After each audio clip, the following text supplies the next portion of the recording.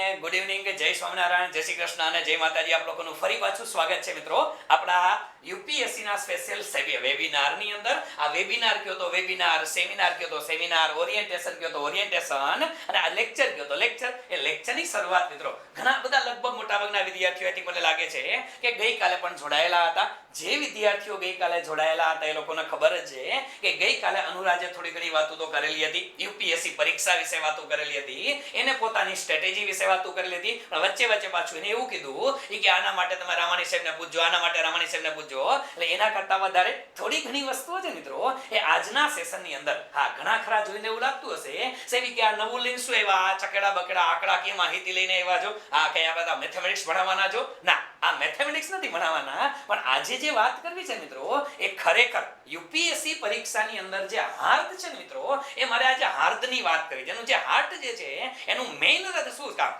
UPSC પરીક્ષા માટે આમ દેશી ભાષામાં કોને આજના દિવસે તમને યુપીએસસી પરીક્ષાની કુંડળી કાઢીને બતાવી છે કે યુપીએસસી પરીક્ષાની તૈયારી કરતા હોય તો કઈ કઈ બાબતોનું તમારે ધ્યાન રાખવું પડે. અને ઘણા ખરા મિત્રો આજની તારીખે પણ કદાચ તમારામાંથી એવા વિદ્યાર્થીઓ પણ બેઠા હશે, જોઈન થયેલા હશે કે જે વિદ્યાર્થીઓ ભૂતકાળથી પણ તૈયારી ચાલુ છે, 2 વર્ષથી તૈયારી કરો છો. તમારામાંથી ઘણા બધા એવા હશે કે 3 વર્ષથી તમે યુપીએસસી ની તૈયારી કરો છો, ભલે કરતા હોય પણ તમે 3 વર્ષ તૈયારી કરતા હશો ને મિત્રો તો એક વસ્તુ તો ક્લિયર છે, એક વસ્તુ ક્લિયર છે કે તમને દરેક વિદ્યાર્થીઓને જે વસ્તુ અહીંથી અત્યારે આજે આપીશ ને એ તો તમે અજાણ જ હશો. આ બાબતથી તમે લોકો મિત્રો અજાણ હશો. આ કઈ કઈ બાબતો એવી છે એ બાબતોને આજે આપણે ધ્યાનમાં લેવી છે. અને યુપીએસસી માટે કયા કયા મુદ્દાઓ ધ્યાનમાં રાખવા, ખાસ કરીને તમારા પક્ષેથી ઘણા ખરાના પ્રશ્ન છે. આજ તમારા ડાઉટ પહેલા કહી દઉં કે સર યુપીએસસી ની અંદર પ્રિલિમ્સ ની તૈયારી માટે શું અને મેઇન્સ માટે શું, આ સીધો જ પ્રશ્ન આવે.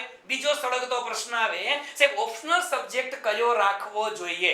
આ તમારામાંથી જે વિદ્યાર્થીઓની ગઈકાલે કોમેન્ટ્સ હતી, ગઈકાલે મેસેજ હતા, એના આધારે પણ કહેશું કે ઓપ્શનલ સબ્જેક્ટ કયો રાખવો જોઈએ અને શા માટે. ગઈકાલે અનુરાજે તો વાત કરી કે ઇન્ટરેસ્ટ હોવો જોઈએ, મટીરિયલ્સ હોવો જોઈએ, ગાઈડન્સ હોવો જોઈએ, એ ઠીક છે, પણ શા માટે ઓપ્શનલ સબ્જેક્ટ છે ને મિત્રો એ શા માટે આ કિંગ મેકર નો રોલ ભજવે છે યુપીએસસી માં. આજની આંકડાકીય માહિતી આ છેલ્લા 3 વર્ષના હું કટ ઓફ લઈને આવ્યો છું, ઓફિશિયલી કટ ઓફ. આના ઉપરથી તમને કહેશું કે ખરેખર ઓપ્શનલ સબ્જેક્ટ ની પસંદગી શા માટે ઇમ્પોર્ટન્ટ બને છે, જીએસ માં કેટલો સ્કોર થશે અને ઓપ્શનલ માં કેટલો થશે, આની સંપૂર્ણ ચર્ચા કરશું. એટલે એક તો આજે ઓપ્શનલ સબ્જેક્ટ ની ચર્ચા કરવી છે. બીજી વસ્તુ સોર્સિસ કયા હોવા જોઈએ. સૌથી મોટો સળગતો પ્રશ્ન વિદ્યાર્થીઓનો એ છે કે સર કયા સોર્સની અંદરથી વાંચવું જોઈએ. અને એ જ પ્રશ્ન સાહેબ સોર્સ તો બધાને ખબર છે, થોડી ઘણી બુક લિસ્ટે ખબર હોય, એનસીઈઆરટી ખબર છે, પણ વાંચવાની શરૂઆત ક્યાંથી કરવી, ખરેખર વાંચવાની સિવિલ સર્વિસીસમાં વાંચવાની શરૂઆત ક્યાંથી કરવી એ પણ સળગતો પ્રશ્ન છે તમારો. આજ એનો પણ જવાબ તમને મળી જશે. ઘણા ખરા વિદ્યાર્થીઓનો એ પણ સવાલ છે સર કે અમે જોયું છે કે મોટા ભાગે આની અંદર ઇંગ્લિશ મીડિયમ વાળા વિદ્યાર્થીઓ પાસ થાય છે. બટ ઓબ્વિયસ છે થાય છે. હવે એટલે ખોટું નથી કે તમે વિચાર્યું કે સર ઇંગ્લિશ મીડિયમ વાળા પાસ થાય છે તો અમારે ગુજરાતી મીડિયમ વાળાએ શું સમજવાનું ભાઈ. જો આની અંદર માત્ર ઇંગ્લિશ મીડિયમ વાળા પાસ થતા હોય તો ગુજરાતી મીડિયમ વાળા વિદ્યાર્થીઓ શું, એવું નથી કે ગુજરાતી મીડિયમ વાળા નથી થતા, થાય જ છે. ગુજરાતી મીડિયમ વાળા વિદ્યાર્થીઓ પણ પાસ થાય છે, હિન્દી મીડિયમ વાળા પણ પાસ થાય છે. પણ તમારા મગજમાં જે એવી ગટ્સ છે ને કે why only English medium students, એને પણ આજે તોડવાનો પ્રયત્ન કરીશ કે તમે જે વિચારો છો એ શું કામ વિચારો છો કે ઇંગ્લિશ મીડિયમ વાળા જ પાસ થાય છે, વધારે પડતા પાસ થાય છે, એની પણ ચર્ચા કરીશ. અને ઓપનલી આ ચર્ચા બધા મુદ્દાની કરવી છે. તમારા મગજની અંદર યુપીએસસી રિલેટેડ કોઈ પણ પ્રકારનો ડાઉટ્સ બચવા નહીં દઉં. અને એ પણ વાત કરશું કે પરીક્ષા માટે કયા ચોપડા વાંચવા જોઈએ. આપણો ભાઈબંધ દોસ્તાર કે આપણી બેનપણી વાંચે છે, આપણો ફ્રેન્ડ વાંચે છે, વાંચો ન વાંચો તો ચાલે કે શું, આ વસ્તુ કરશું. અને before go to the reading UPSC પરીક્ષાની તૈયારી શરૂ કરતા પહેલા શું કરવું જોઈએ ને એની પણ આપણે ચર્ચા આજે કરવાના છે. આ બધા જ મુદ્દા આજનો જે ડોક્યુમેન્ટ છે ને આજે જે મુદ્દાની ચર્ચા કરવાના છે આ બધા મુદ્દા આપણે સમજશું. દરેકે દરેક ટોપિક વાઇઝ, વિષય વાઇઝ આપણે દરેક વિષયનું વેઇટેજ કેટલું છે, પ્રિલિમ્સમાં કેટલું વેઇટેજ છે, મેઇન્સની અંદર કેટલું વેઇટેજ છે, એને પણ આજે આપણે ચર્ચા કરવાના છે. ઠીક છે. તો આજે ઓવરવ્યુ આખો લેવો છે કે દરેકે દરેક સબ્જેક્ટનું વેઇટેજ શું છે, કઈ રીતે ઓપ્શનલનું વેઇટેજ આવશે, આ બધા મુદ્દાની ચર્ચા કરીએ. એ ચર્ચા કરીએ એની પહેલા આપ લોકોને ખાસ એક સૂચના આપી દઉં. આપ બધાને એક સૂચના ખાસ આપી દઉં કે આપણે જેટલા વિદ્યાર્થીઓ આજે જોડાયેલા છે વિદ્યાર્થીઓને ખાસ કે આવતીકાલથી જે દરેકે દરેક સબ્જેક્ટ વાઇઝ સેશન શરૂ થવાના છે, આ કે ગઈકાલનો દિવસ અને આજનો દિવસ આ તો ઓરિએન્ટેશન છે, બરાબર. આવતીકાલથી સબ્જેક્ટ વાઇઝ સેશન શરૂ થશે. એટલે આવતીકાલના જે સેશન છે એની અંદર દિલ્હીના જે ફેકલ્ટી છે, પછી હિસ્ટ્રી માટે, જીઓગ્રાફી માટે, એસ પોલિટી માટે એ સબ્જેક્ટ વાઇઝ સેશન ત્યાંથી કન્ડક્ટ થશે. આ કે બટ ઓબવિયસ છે એ લોકો આ કોરોનાની વચ્ચે અહીંયા રાજકોટની અંદર આવી શકે એવું તો છે નહીં અને બોલાવે નહીં. અત્યારે બોલાવશું કારણ કે 8-10 દિવસની અંદર કદાચ ફિઝિકલ ક્લાસ ખોલવાની છૂટ આપી દેશે, પછી બોલાવશું. પણ આવતીકાલથી સેશન જ્યાં સુધી તમને સૂચના ન મળે ત્યાં સુધી એ સેશન છે ને એ કન્ડક્ટ થશે. ક્યાંથી? તો કે જે ફેકલ્ટી દિલ્હીના છે તો ત્યાંથી કન્ડક્ટ કરશે. એટલે આવતીકાલે કદાચ તમારી લિંક જે છે ને આ તમારી ગૂગલ મીટની લિંક, એ લિંક મે બી અલગ હશે. કે તે હોસ્ટ અહીંયાથી થશે તો બટ ઓબવિયસ છે લિંક તો એને જનરેટ કરવી પડે. કદાચ અહીંથી જનરેટ કરી તો રહેશે. પણ એક સૂચના, જેટલા વિદ્યાર્થીઓ જોડાયેલા છો તમારી પાસે સંસ્થાના હેલ્પલાઇન નંબર તો છે જ, બરાબર છે. અને હેલ્પલાઇન નંબર ના હોય તો જરાક એક નોટ કરી નાખો તમે. 99244 આ ક્યાંક સાઈડમાં નોંધ કરી નાખજો. 99244 43502 9924443502 આ નંબર ઉપર એકમાત્ર એકલો મેસેજ કરી નાખજો કે યુપીએસસી વેબિનારની લિંક, બરાબર છે. માત્ર આટલો WhatsApp મેસેજ કરી દેજો યુપીએસસી વેબિનાર લિંક, એટલે તમને આ નંબર ઉપરથી લિંક મળી જશે. કારણ કે નહીતર આવડી આ લિંક છે ને કદાચ આવતીકાલે નહીં ખુલે. કારણ કે જો દિલ્હીથી સાહેબ લિંક જનરેટ કરીને અહીંયા મોકલશે તો અમારે ને તમારે બધાએ નવી લિંક જ વાપરવાની છે, બરાબર છે. આ એક નાની એવી સૂચના હતી. વચ્ચે વચ્ચે જે કંઈ યાદ આવશે આપણે ચર્ચા કરતા રહેશું. હવે સૌથી મોટો પ્રશ્ન આવે સાહેબ કે મોટા ભાગે વિદ્યાર્થીઓના મગજની અંદર એવું લાગે છે કે સાહેબ યુપીએસસી કરીએ છીએ, આ યુપીએસસી ની તૈયારી કરવી છે, દરેકે દરેક સબ્જેક્ટ. હવે મને એવું નથી લાગતું કે તમારામાંથી કદાચ કોઈને એવું સમજાવવું પડે મારે કે ભાઈ યુપીએસસી પરીક્ષામાં જો 3 તબક્કા હોય, પ્રિલિમ્સ આવે, મેઇન્સ આવે, ઇન્ટરવ્યુ આવે. આ બધું મને ખ્યાલ છે, એ તમને ખબર જ છે. પ્રિલિમ્સ પણ ખબર છે, મેઇન્સ પણ ખબર છે, ઇન્ટરવ્યુ પણ તમને લોકોને ખબર છે, બરાબર છે. હવે પ્રિલિમ્સ હોય, મેઇન્સ હોય કે ઇન્ટરવ્યુ હોય, હા ઘણા ખરા વિદ્યાર્થીઓ ચેટ બોક્સમાં કોમેન્ટ આવે છે એ લોકો યસ ખાસ ચિંતા ના કરતા. હા નંબર ચેટ બોક્સની અંદર તમને આપી દેશે. ખાસ જે લોકોને કદાચ વિડિયો દેખાતો ન હોય ને તો તમારી બાજુમાં ઓલા ક્લિક આઇકોન આપેલા છે ને, આટલા આદર્શ ને આટલા આદર્શ, આ કે વોઇસ અલગ ડિવાઇસમાંથી ચાલુ છે અને વિડિયો અલગ ચાલુ છે. રામાણી ઇન્સ્ટિટ્યૂટ ઉપર જાજો. તમારી પાસે જે મોબાઈલ છે ને મોબાઈલ ફોન ની અંદર ઓલા તમારું નામ હશે, પછી આજુબાજુમાં બીજા 50 51 અધર આવું લખેલું આવતું હશે. એ 51 અધર કે 50 અધર છે એમાં ક્લિક કરો, એમાં રામાણી ઇન્સ્ટિટ્યૂટ સર્ચ કરો અને રામાણી ઇન્સ્ટિટ્યૂટની બાજુમાં ઓલા 3 આઇકોન હશે ને ડોટ ડોટ ડોટ, એમાં દબાવશો એટલે પિન મળશે. શું મળશે? પિન. એ પિન કરશો એટલે મારો વિડિયો પણ તમને લોકોને દેખાઈ જશે, બરાબર છે. એટલે એ ચિંતા ના કરતા. ઓકે આગળ વધીએ આપણે. એટલે કદાચ વિદ્યાર્થીઓને નવા છે, એ લોકોને આઈડિયા નથી, તો એ લોકો આ રીતે કરો એટલે વિડિયો દેખાઈ જશે. ખાલી ઓડિયો નથી, આ વિડિયો ચાલુ જ છે યાર. આ લાઈવ સેશન છે યાર. અને આ સેશન કે મોબાઈલમાંથી થોડા લીધેલા છે કે સાહેબ એ નો દેખાય ને કોઈ નો દેખાય, સાહેબ બેકગ્રાઉન્ડમાંથી આવતો એ નથી યાર. તો હું આ નું શરૂ જ ના કરું, બરાબર છે. ચાલ એટલે આ વસ્તુ છે. હવે સૌથી પહેલી વસ્તુ કે તમને બધાને ખબર જ છે કે પ્રિલિમ્સ આવે છે, મેઇન્સ આવે છે, ઇન્ટરવ્યુ આવે છે. સાહેબ એ બધી વસ્તુ બરોબર. How to start? સાહેબ સિવિલ સર્વિસીસની તૈયારી કરવી હોય તો અમારે શરૂઆત ક્યાંથી કરવી જોઈએ એની વાત કરી. પણ એની પહેલા સાવ શરૂઆતમાં હું તમને થોડા કટ ઓફની વાત કરું અને ઓપ્શનલ સબ્જેક્ટ કઈ રીતે સિલેક્ટ કરવો જોઈએ એના વિશે થોડી ઘણી વાત કરીએ. પછી તમારા બધા જ પ્રશ્ન કે કઈ કઈ ચોપડી વાંચવી છે અને ક્યાંથી વાંચવાની શરૂ કરવું, કયું સ્ટાન્ડર્ડ વાંચવું ને એ પણ વાત તમને આજે હું કરવાનો છું. પણ પહેલા જોઈએ સિમ્પલ છે. આ મારી સામે છે ને આ તમે જોવો છો અત્યારે આ કટ ઓફ છે અને યુપીએસસી સિવિલ સર્વિસીસ પરીક્ષાનું આ રિઝલ્ટ જે છે છેલ્લે રિઝલ્ટ આવ્યું અનુરાજ વાળું રિઝલ્ટ, આ એનું જ કટ ઓફ છે. હા એનું જ કટ ઓફ છે. હવે 2019 18 અને 17 3 વર્ષના કટ ઓફ છે. હવે તમારું ધ્યાન બધાનું કોન્સન્ટ્રેશન અહીંયા હોવું જોઈએ મિત્રો. હું જે કહેવા માંગુ છું ને તમને સમજાશે. હવે તમે ખાલી એટલો વિચાર કરો. આપણે ફાઇનાન્શિયલ પ્રિલિમ્સની ચર્ચા હમણાં કરીએ છીએ બીજા સેશનની અંદર, ત્યારે ચર્ચા કરશું. અત્યારે ખાલી મેઇન્સ જો કે મેઇન્સ. હવે એટલી તો આપણે બધાને ખબર જ છે ને પેલા કે આપણા લોકોનું જે મેરિટ બને છે એ મેરિટ કોના આધારે બને તો કે મેઇન્સ અને ઇન્ટરવ્યુ બેયના કમ્બાઇન્ડ માર્ક્સ આવવાના છે. હવે એ તમને લોકોને ખબર છે ના ખબર હોય તો બેઝિક થોડી ઘણી વાત તમને લોકોને લખી દઉં કે આપણે જો મેઇન્સની અંદર તમારા 9 પેપર છે, એ પેપર એ તમને લોકોને ખબર છે. અને જો તમારે નવે નવ પેપર આ વખતના પેપર જોવા હોય તો આપણે આપણી ટેલિગ્રામ ચેનલ છે એની અંદર મૂકેલા છે, એમાંથી તમે જોઈ લેજો. આ વર્ષના પેપર આવી ગયા છે, જે મેઇન્સ પૂરી થઈ એના પેપર આવી ગયા છે, જોઈ લેજો. ઓપ્શનલ સહિત આવી ગયા છે, ચર્ચા કરશું. બેઝિક વસ્તુ છે. પેલા બે પેપર છે તો ઇંગ્લિશ અને ગુજરાતી ક્વોલિફાઈંગ પેપર છે, એમાં કે ચિંતાનો વિષય છે નહીં. હા, ઇંગ્લિશ અને ગુજરાતી પેલા બે પેપર મેન્સમાં ક્વોલિફાઈંગ. બાકીના જે પેપર છે મિત્રો એની અંદર એક પેપર છે આપને ખબર છે તો કે સાહેબ એસેનું પેપર છે, બીજું પેપર તો કે general study 1, general study 2, general study 3 અને જનરલ સ્ટડી 4. 4 જીએસ ના પેપર છે, એ બી આપણે લોકોને ખબર છે. સાહેબ પછીનું પેપર તો કે આપને ખબર છે ઓપ્શનલ સબ્જેક્ટ છે, એનું ઓપ્શનલ સબ્જેક્ટ કોઈ પણ એક જ સબ્જેક્ટ ચૂઝ કરો છો, એના બે પેપર છે, પેપર નંબર 1 અને પેપર નંબર 2. હવે આ આપને ખબર છે કે ટોટલ બધા પેપર છે ભાઈ એ તો કેટલા માર્ક્સના છે તો કે 250 ના છે, અને 250 કરો તો ટોટલ તમારી મેઇન્સ કેટલાની બને છે ભાઈ 1750 માર્ક્સની મેઇન્સ બને છે. પ્લસ આની અંદર તમારા ઇન્ટરવ્યુના માર્ક્સ એડ થાય છે, બરાબર છે. અને એ ઇન્ટરવ્યુના કેટલા છે ભાઈ 275 છે. હવે ઇન્ટરવ્યુના 275 માર્ક્સ એડ થતા હોય તો ખરેખર તમારું જે ફાઇનલ સિલેક્શન જે છે મિત્રો એ ફાઇનલ સિલેક્શન કેટલાથી થશે તો કે 2025 માંથી આવશે. આ વસ્તુ પણ તમારા મગજમાં છે કે ફાઇનલ સિલેક્શન છે એ કેટલું છે 2025 માંથી આવશે, બરાબર છે. ઓકે, તો હા વચ્ચે વચ્ચે કદાચ વિડિયો કટ થતો હશે તો કોઈ ચિંતા ના કરતા, જોઈ લેશો આપણે, બરાબર છે. હા યસ, જરા આપણે લોકો ચાલુ રાખજો. એક વખત માત્ર ટેકનિકલ ટીમ છે કેમેરો ચેક કરી નાખે.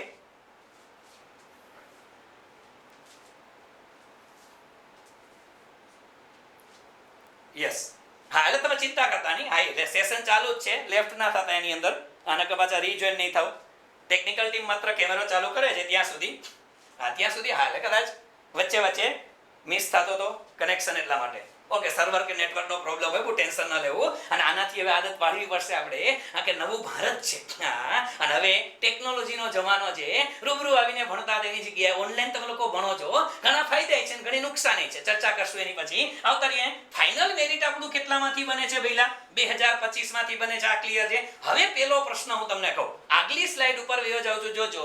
હવે આગલી સ્લાઇડ ઉપરથી જતા પહેલા તમને કહું આપણે શું કીધું ભાઈ, આપણે ફાઇનલ કટ ઓફ ની વાત કરી. છેલ્લા 3 વર્ષના આ ફાઇનલ કટ ઓફ એટલે કારણ કે એવરેજ ની આડે ગાળે પકડીને ચલાય. આ વર્ષે ફાઇનલ કટ ઓફ ઓપન કેટેગરીનું હું પકડીને ચાલુ છું. તમે જે તે કેટેગરીમાં આવતા હોય તમારે એ ફાઇનલ કટ ઓફ પકડવાનું, બરાબર છે. હવે હું ફાઇન જનરલ ઓપન કેટેગરી પકડું છું. ઓપન કેટેગરીનું ફાઇનલ સિલેક્શન ક્યારે થયું ભાઈ 961 માર્ક્સે થયું, અને જે વેઇટિંગ ક્લિયર થયું એટલે ક્યાં સુધી પહોંચ્યું તો 952 સુધી પહોંચ્યું. એટલે 950 માર્ક્સે તમારું ફાઇનલ સિલેક્શન થયું. પણ એ 950 કયા 2025 માંથી. આ 950 કયા મિત્રો 2025 માંથી 950 માર્ક્સ આવે તો તમારું સિલેક્શન થાય છે. એવી રીતે મેઇન્સ ની અંદર કેટલા માર્ક્સ હતા ભાઈ 751 માર્ક્સ હતા ને. સમજો, મેઇન્સ ની અંદર 751 માર્ક્સ હોય તો તમારી મેઇન્સ ક્લિયર થતી હતી, બરાબર છે. એવી રીતે આગલા વર્ષે લઈ જાઓ. ફાઇનલ કટ ઓફ છે એ થોડું ઊંચું હતું આના કરતા 982, અને મેઇન્સ નું કટ ઓફ કેટલું હતું 774. એટલે 1750 માંથી 774 આવે તો તમે ઇન્ટરવ્યુ માટે ક્વોલિફાય થયા, બરાબર છે. લાસ્ટ યર આ વર્ષે 1750 માંથી 751 આવી ગયા તો તમે ઇન્ટરવ્યુ માટે ક્વોલિફાય થઈ ગયા. એની આગલા વર્ષે લઈ જાઓ. ફાઇનલ કટ ઓફ હતો મિત્રો 1006 માર્ક્સે, અને મેઇન્સ નું કટ ઓફ 809 માર્ક્સે હતું. એનો મીનિંગ શું થયો કે જો તમારે 809 માર્ક્સ આવ્યા તો તમે ઇન્ટરવ્યુ માટે સિલેક્શન થઈ ગયું, બરાબર છે. આટલી વસ્તુ તમારા મગજની અંદર ક્લિયર છે. હવે પણ હું તમને એમ કહું છું કે આપણે પરીક્ષા દેતી વખતે આપણે ટાર્ગેટ પકડીએ છીએ કયો ખબર છે. મોટા ભાગના વિદ્યાર્થી તો કટ ઓફ જોતા જ નથી, ખબર જ નથી કટ ઓફ ની, અને જોવે છે એ લોકો શું જોવે કે છે ફાઇનલ સિલેક્શન છે ઈ કેટલા એ કે 961 અને મેઇન્સ નું કટ ઓફ ઈ કે 751. હવે કદાચ જોવે ને તો એ લોકો શું કરે ખબર છે, એ લોકો એવો ટાર્ગેટ રાખે સાહેબ કે મેઇન્સ માં 750 આવે એટલે વાંધો આવે નહીં. ખોટી માન્યતા છે મિત્રો તમારી, અને આને હું ખોટું સાબિત હમણાં કરું છું કે 751 એટલે આંકડામાં તો આવશે. તમે 751 માર્ક્સ લેવા, તમને યુપીએસસી ઇન્ટરવ્યુ માટે બોલાવ્યા, ધોલપુર હાઉસ ની અંદર વ્યા ગયા, શૂટ બૂટ પહેરીને કોલર વોલર ટાઈટ કરીને ટાઈ લગાડીને ઇન્ટરવ્યુ દેવા વ્યા ગયા. પણ શું માનો છો તમે કે 751 મેઇન્સ માં હોય તો તમે ફાઇનલ સિલેક્શન માં પહોંચો? જરાક આ બેની કમ્પેરિઝન કરો તો 751 અને ફાઇનલ કટ ઓફ ક્યાં છે ભાઈ?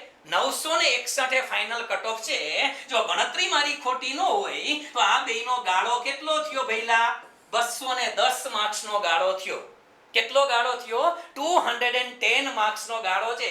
હવે કોઈ દિવસ આવો વિચાર કર્યો છે તમે કે મેન્સમાં ભલે તમે 750 લઈ આવો, તમે ઇન્ટરવ્યુ દેવાઈ જશો, પણ પ્રશ્ન ક્યાં થશે? ફાઇનલ મેરિટ ક્યાં અટકે છે? ઇન્ટરવ્યુ એડ થતા 961 અટકેલું છે. બેનો ગેપ કેટલો છે? 210 માર્ક્સનો ગેપ છે. એનો મીનિંગ શું થયો કે તમારે મેન્સની અંદર, આ સ્લાઇડમાં તમને સમજાવું કે તમારે માની લ્યો કે મેન્સ છે, એ મેન્સની અંદર 751 માર્ક્સ આવ્યા. મારે મેન્સમાં 751 છે તો તમારે ઇન્ટરવ્યુમાં કેટલા લેવા પડે? 210 લ્યો ને પહેલા તો 961 આવે. હવે આ રીતે તમે વિચાર કરો તો ઇન્ટરવ્યુમાં આપણી કોઈની કેપેસિટી છે એવું નથી કે સાહેબ ઇન્ટરવ્યુમાં નો આવે. આવે. પહેલા યુપીએસસી ના ઇન્ટરવ્યુમાં 275 માંથી 210 આવે, પણ એક્સેપ્શનલ કેસમાં આવે. શેમાં? એક્સેપ્શનલ કેસની અંદર આવે. બધાને યાર 200 માર્ક્સ ના આવે. ઇન્ટરવ્યુના માર્ક્સની જે રેન્જ છે ને, એવરેજ રેન્જ પકડીને ચાલો તો 240 થી લઈ 140 થી લઈ અને 180, 140 થી 180, અને બહુ સારો કેન્ડિડેટ હોય તો 190, એનાથી સારો હોય તો 200, અને એનાથી સારો હોય તો 205. બાકી 210 માર્ક્સ યાર બધાયને નો આવે. હવે માની લ્યો કે મારે ખુદને, મારું ઉદાહરણ આપો, મારે મેન્સની અંદર 751 હતા. હવે હું ગમે એટલું સારું ઇન્ટરવ્યુ આપીને આવી આવું અને માની લ્યો કે મારે 200 માર્ક્સ આવ્યા. મારે ઇન્ટરવ્યુમાં 200 માર્ક્સ આવ્યા તોય 751 ના અને 200 ઇન્ટરવ્યુના ટોટલ કેટલા થયા? 951 થયા. અને ફાઇનલ કટ ઓફ ક્યાં છે? 961 છે. મારો વારો આવશે? નહીં આવે ભલા માણસ. આપણે કોઈ દિવસ આ શબ્દનો વિચાર નથી કર્યો. અને ગુજરાતના છોકરાઓની સૌથી મોટી મર્યાદા છે ને મિત્રો, આ બહુ ફ્રેન્કલી કહું છું, આ છેલ્લા 16 વર્ષના મારા એક્સપિરિયન્સ ઉપરથી કહું છું કે યુપીએસસી પરીક્ષાની અંદર ગુજરાતનો છોકરો કોઈ દી આ જોતો જ નથી. ક્યાં નથી જોતા યાર. એનાથી વધારે બાજુમાં તમે ચેક કરી લ્યો અહીંયા કે ભાઈ ઈડબ્લ્યુએસ આ વખતે એડ થયું છે. એની પહેલા 19 પહેલા નહોતું. ઈડબ્લ્યુએસ માં જોવો 696 અને 909 છે. 696 અને 909 વિચાર તો કરો. 4 ને 9 13, ગાળો કેટલો છે? 213 માર્ક્સ છે ભાઈ. કેટલા? ઈડબ્લ્યુએસ વાળો વિદ્યાર્થી મેન્સ લખીને આવ્યો તો ઈડબ્લ્યુએસ વાળાને 696 આવ્યા ને તો એને ઇન્ટરવ્યુ માટે બોલાવ્યો. હવે ઈડબ્લ્યુએસ વાળાને 696, ઘણાય છોકરાઓ છે કે જે ઇન્ટરવ્યુ આપી આવ્યા હતા પણ ફાઇનલ સિલેક્શનમાં નથી. શું કામ નથી? એનું કારણ છે કે તમારે મેન્સમાં બોટમ હતા. તમે 696 લઈને મેન્સની અંદર આવ્યા હતા અને ઇન્ટરવ્યુમાં તમે 213 લઈ આવો તો જ ફાઇનલ સિલેક્શન થાય, નહીતર નો થાય. તો એનો પ્રશ્ન શું થયો? સાહેબ કે તો ઇન્ટરવ્યુમાં મહેનત કરવી પડે ને? ન થાય યાર. ઇન્ટરવ્યુમાં તમે ગમે એટલી મહેનત કરશો, તમારો સ્કોર કેટલો થશે? 160 ને 170 કરી આવો, બહુ મહેનત કરો 180, એનાથી વધારે ઇન્ટરવ્યુમાં તમે નહીં લઈ આવી શકો. તો પ્રશ્ન ક્યાં થાય? તો તમારો પ્રશ્ન એ હોવો જોઈએ કે સાહેબ ખબર પડી જવી જોઈએ કે આપણે માર્ક્સ ક્યાં ખેંચવા પડે? મેન્સમાં ખેંચવા પડે. ક્યાં ખેંચવા પડે? મેન્સ પરીક્ષાની અંદર મિત્રો માર્ક્સ ખેંચવા પડે. આ એક વર્ષ નથી કેતો. આમાંય જુઓ તમે, અહીંયા જુઓ ઓબીસી માં 718 મેન્સનો કટ ઓફ હતો અને ફાઇનલ સિલેક્શન 925 છે. હવે 18 અને 7 25 ત્યાં 207 નો ગેપ છે ભઈલા. કેટલો? મેન્સ અને ઇન્ટરવ્યુના ફાઇનલ રિઝલ્ટ વચ્ચે 207 નો ગેપ છે. ઓબીસી નો કોઈ કેન્ડિડેટ 718 માર્ક્સ લેવો તો મેન્સ પાસ. ઇન્ટરવ્યુ આપવા પહોંચી ગયો, ધોલપુર આવશે સૂટ બૂટ પહેરીને. પ્રશ્ન શું થયો? જો એને 207 માર્ક્સ નો આવે તો એનું ફાઇનલ રિઝલ્ટ કોઈ દી સિલેક્શનમાં આવવાનું નથી. આ શોર્ટ ને સિમ્પલ વસ્તુ છે મિત્રો. આના ઉપર કોઈ દિવસ આપણે ઓબ્ઝર્વેશન નથી કરતા. ગમે એ છોકરો હોય, તમારા ગ્રુપમાંથી કદાચ 4 વર્ષથી તૈયારી કરતા હોય ને એને પૂછી લેજો મિત્રો. ડેમ શ્યોર કહું છું કે આ બાબતનો વિચાર જ નથી કર્યો. અને સારું યુપી બિહાર દિલ્હી વાળા છોકરાઓ છે ને એ આ વિચાર કરીને હાલે છે. આપણે પાછળ શું કામ છીએ? કે આપણે સારું એક ગાડડીઓ પ્રવાહ છે કે કોકે કીધું કે એનસીઆરટી વાંચો, એનસીઆરટી વાંચી. કોકે કીધું કે રેફરન્સ બુક વાંચો, રેફરન્સ બુક વાંચી. કોકે કીધું આ ન્યૂઝપેપર વાંચો, આ ન્યૂઝપેપર વાંચો. આજ એના ઉપર આવીશ કે ન્યૂઝપેપર ક્યારે વાંચવું અને ન્યૂઝપેપરમાંથી શું વાંચવું, શા માટે વાંચવું. આજ બધા મુદ્દા કહીશ. નોટ્સ શું કામ બનાવી, શું કામ ન બનાવી એની વાતે કરીશ. આજે સંપૂર્ણ મુદ્દાની વાત કરી છે. પણ પહેલા આ જુઓ, આ તો લાસ્ટ યર, એની પહેલાના વર્ષે ચેક કરી લ્યો જરા. શું હતું ભાઈ? 774 માર્ક્સ આવ્યા હતા. ઈ છોકરો ઇન્ટરવ્યુ આપવા ગયો. ફાઇનલ સિલેક્શન ક્યાં અટક્યું? 982 માર્ક્સ અટક્યું. એનો અર્થઘટન 774 અને 982, આ બેનો ગેપ કેટલો થયો? 208 208 માર્ક્સનો ગેપ છે ભાઈ. કેટલો ગેપ છે?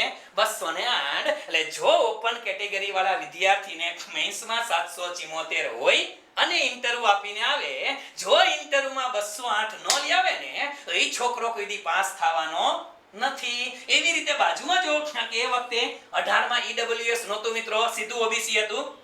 ચેક કરો 732 અને 938 કેટલો ગેપ છે? પહેલા 206 માર્ક્સનો ગેપ છે ને, એટલે એનો મીનિંગ શું થયો? ઓબીસી વાળો કેન્ડિડેટ 750 માર્ક્સ લઈ આવે, 732 લઈ આવે, ઇન્ટરવ્યુ આપવા જાય પણ બિચારાનું ફાઇનલ સિલેક્શન ન થયું હોય. શું કામ ન થયું હોય? એનું કારણ છે કે એને ઇન્ટરવ્યુમાં થોડા 206 એવા હોય, આવે તો થઈ જશે. પણ આ 200 માર્ક્સના ગાળા તમે જુઓ તો ખરા યાર, 210 213 207 208 206. આપણે તમે એવું વિચારો છો કે ઇન્ટરવ્યુ ની અંદર તમે એક્સેપ્શનલ પરફોર્મન્સ આપીને આવશો અને ઇન્ટરવ્યુ લેનાર વ્યક્તિ છે એને પાણી કરી નાખશો? અલ્યા નો થાય યાર. આપણી કેપેસિટી બીઈંગ ગુજરાતી પીપલ, એ ચાહે તમે બીઈંગ ગુજરાતી પીપલ એ તમે આઈઆઈટી માંથી ભણી આવ્યા હોય તોય ભલે અને તમે આઈઆઈએમ માંથી ભણી આવ્યા હોય તોય ભલે, એક જ વસ્તુ છે કે આપણે બીઈંગ ગુજરાતી પીપલ યુપીએસસી ની તૈયારી આપણે મોસ્ટ ઓફ ક્યારે શરૂ કરી હતી? આફ્ટર 12th અથવા તો આફ્ટર ગ્રેજ્યુએશન. આપણે આફ્ટર 12th અથવા આફ્ટર ગ્રેજ્યુએશન તૈયારી શરૂ કરીએ છીએ એટલા માટે જે આ દેશ દુનિયાની અંદર બનેલા ફંડા છે, જે કન્સેપ્ટ છે, એ એટલા બધા આપણે પરિપક્વ નથી. આપણા વિદ્યાર્થીઓ, આપણે લોકો, તમારામાંથી કોઈ વિદ્યાર્થી એવો ખરો કે જે 8મા ધોરણમાં ભણતો હતો ત્યારથી એનો ગોલ ફિક્સ હતો કે સાહેબ આઈએએસ થવું છે? છે આપણા ગોલ? કદાચ નીકળે 1000 માંથી 10,000 માંથી એક છોકરાનો ગોલ ફિક્સ નીકળે, એને 10મા ધોરણમાં ખબર હોય, 12મામાં ખબર હોય કે મારે આઈએએસ જ થવું છે, અને ઈ છોકરો નીકળે, ગોલ પાછો ફિક્સ હોય તોય કોઈ દિવસ તમે એવું બન્યું કે તમે તમારી કોલેજના પહેલા વર્ષમાં આવી ગયા, એ વખતે 12મું પૂરું કરી અને સીધી યુપીએસસી ની તૈયારી ચાલુ કરી એટલી નહીં, તમે 12મા ધોરણ પછી નોન સ્ટોપ રોજના 3 કલાક 4 કલાક ધ હિન્દુ ન્યૂઝપેપર વાંચો છો? વાંચ્યું આપણે કોઈ દિવસ? નથી વાંચવાના યાર. શું કામ? 12મા પછી આપણને ખબર જ નહોતી કે લશ્કર ક્યાં લડે છે. અને એ લોકો યાર યુપી, બિહાર અને દિલ્હી વાળા વિદ્યાર્થીઓ છે, જે વિદ્યાર્થીઓ દિલ્હી યુનિવર્સિટીમાં ભણે છે, જે વિદ્યાર્થીઓ જેએનયુમાં ભણે છે, બટ ઓબ્વિયસ છે એ લોકો પાસે બેઝ છે, એનું ગ્રુપ છે, એ લોકો એક મનમાં ફિક્સ કરીને બેઠા છે કે મારે યુપીએસસી જ કરવું છે, હિન્દુ વાંચવું છે. આપણે એની જોડે કમ્પેર નથી કરી શકતા, તો બટ ઓબ્વિયસ છે કે આપણે ઇન્ટરવ્યુ ની અંદર માર્ક્સ મિત્રો ઓછા આવશે. બટ ઓબ્વિયસ છે ઓછા આવશે. તમે સમજી શકો છો? આ એકદમ સરળ ભાષામાં તમને કહું છું, સમજી શકાય એ બાબત છે. હવે વિચારો કે સાહેબ તો ઇન્ટરવ્યુમાં તો લોચા થયા, તો એવું થોડું છે કે ઇન્ટરવ્યુમાં તમારો ટાર્ગેટ એ હોવો જોઈએ. શું ટાર્ગેટ હોવો જોઈએ મિત્રો? કે ગમે એમ કરી અને મેઇન્સ ની અંદર આપણા માર્ક્સ વધવા જોઈએ. શેમાં વધવા જોઈએ? મેઇન્સ એક્ઝામિનેશનમાં માર્ક્સ વધવા જોઈએ. આગલા વર્ષે જોઈ નાખો 809 અને 1006, અલ્યા 197 માર્ક્સનો ગેપ છે. 197 આવે ઇન્ટરવ્યુમાં. અહીંયા 770 અને 968 198 માર્ક્સનો ગેપ હતો. દર વખતે કટ ઓફ ની અંદર તમે જોજો કે ગેપ મેઇન્સ અને ઇન્ટરવ્યુનો જાજો છે. મેઇન્સ અને ઇન્ટરવ્યુનો ગેપ જાજો છે, એનો મીનિંગ થયો કે તમે ઇન્ટરવ્યુમાં ગમે એમ કરો, ઇન્ટરવ્યુની અંદર મિત્રો 160 70 પકડીને ચાલવાના. બધા લોકોને 180 નો આવ્યો ભાઈ. 160 70 પકડીને ચાલો તો તમારો સ્કોર શેમાં વધવો જોઈએ? મેઇન્સમાં વધવો જોઈએ. હવે આગલી સ્લાઇડ ઉપર લઈ જાવ છો. આ મુદ્દો તમારા મગજમાં ક્લિયર હોવો જોઈએ. હવે પ્રશ્ન થાય સાહેબ કે તો મેઇન્સની અંદર સ્કોર કેમ વધારો? આપણે કીધું સાહેબ કે ફાઇનલ કટ ઓફ અહીંયા 961 અટકેલું છે. આગલા વસ્તુ લખી દઉં, એટલે એવરેજ કાઢી લે આપણે. Okay, just weight.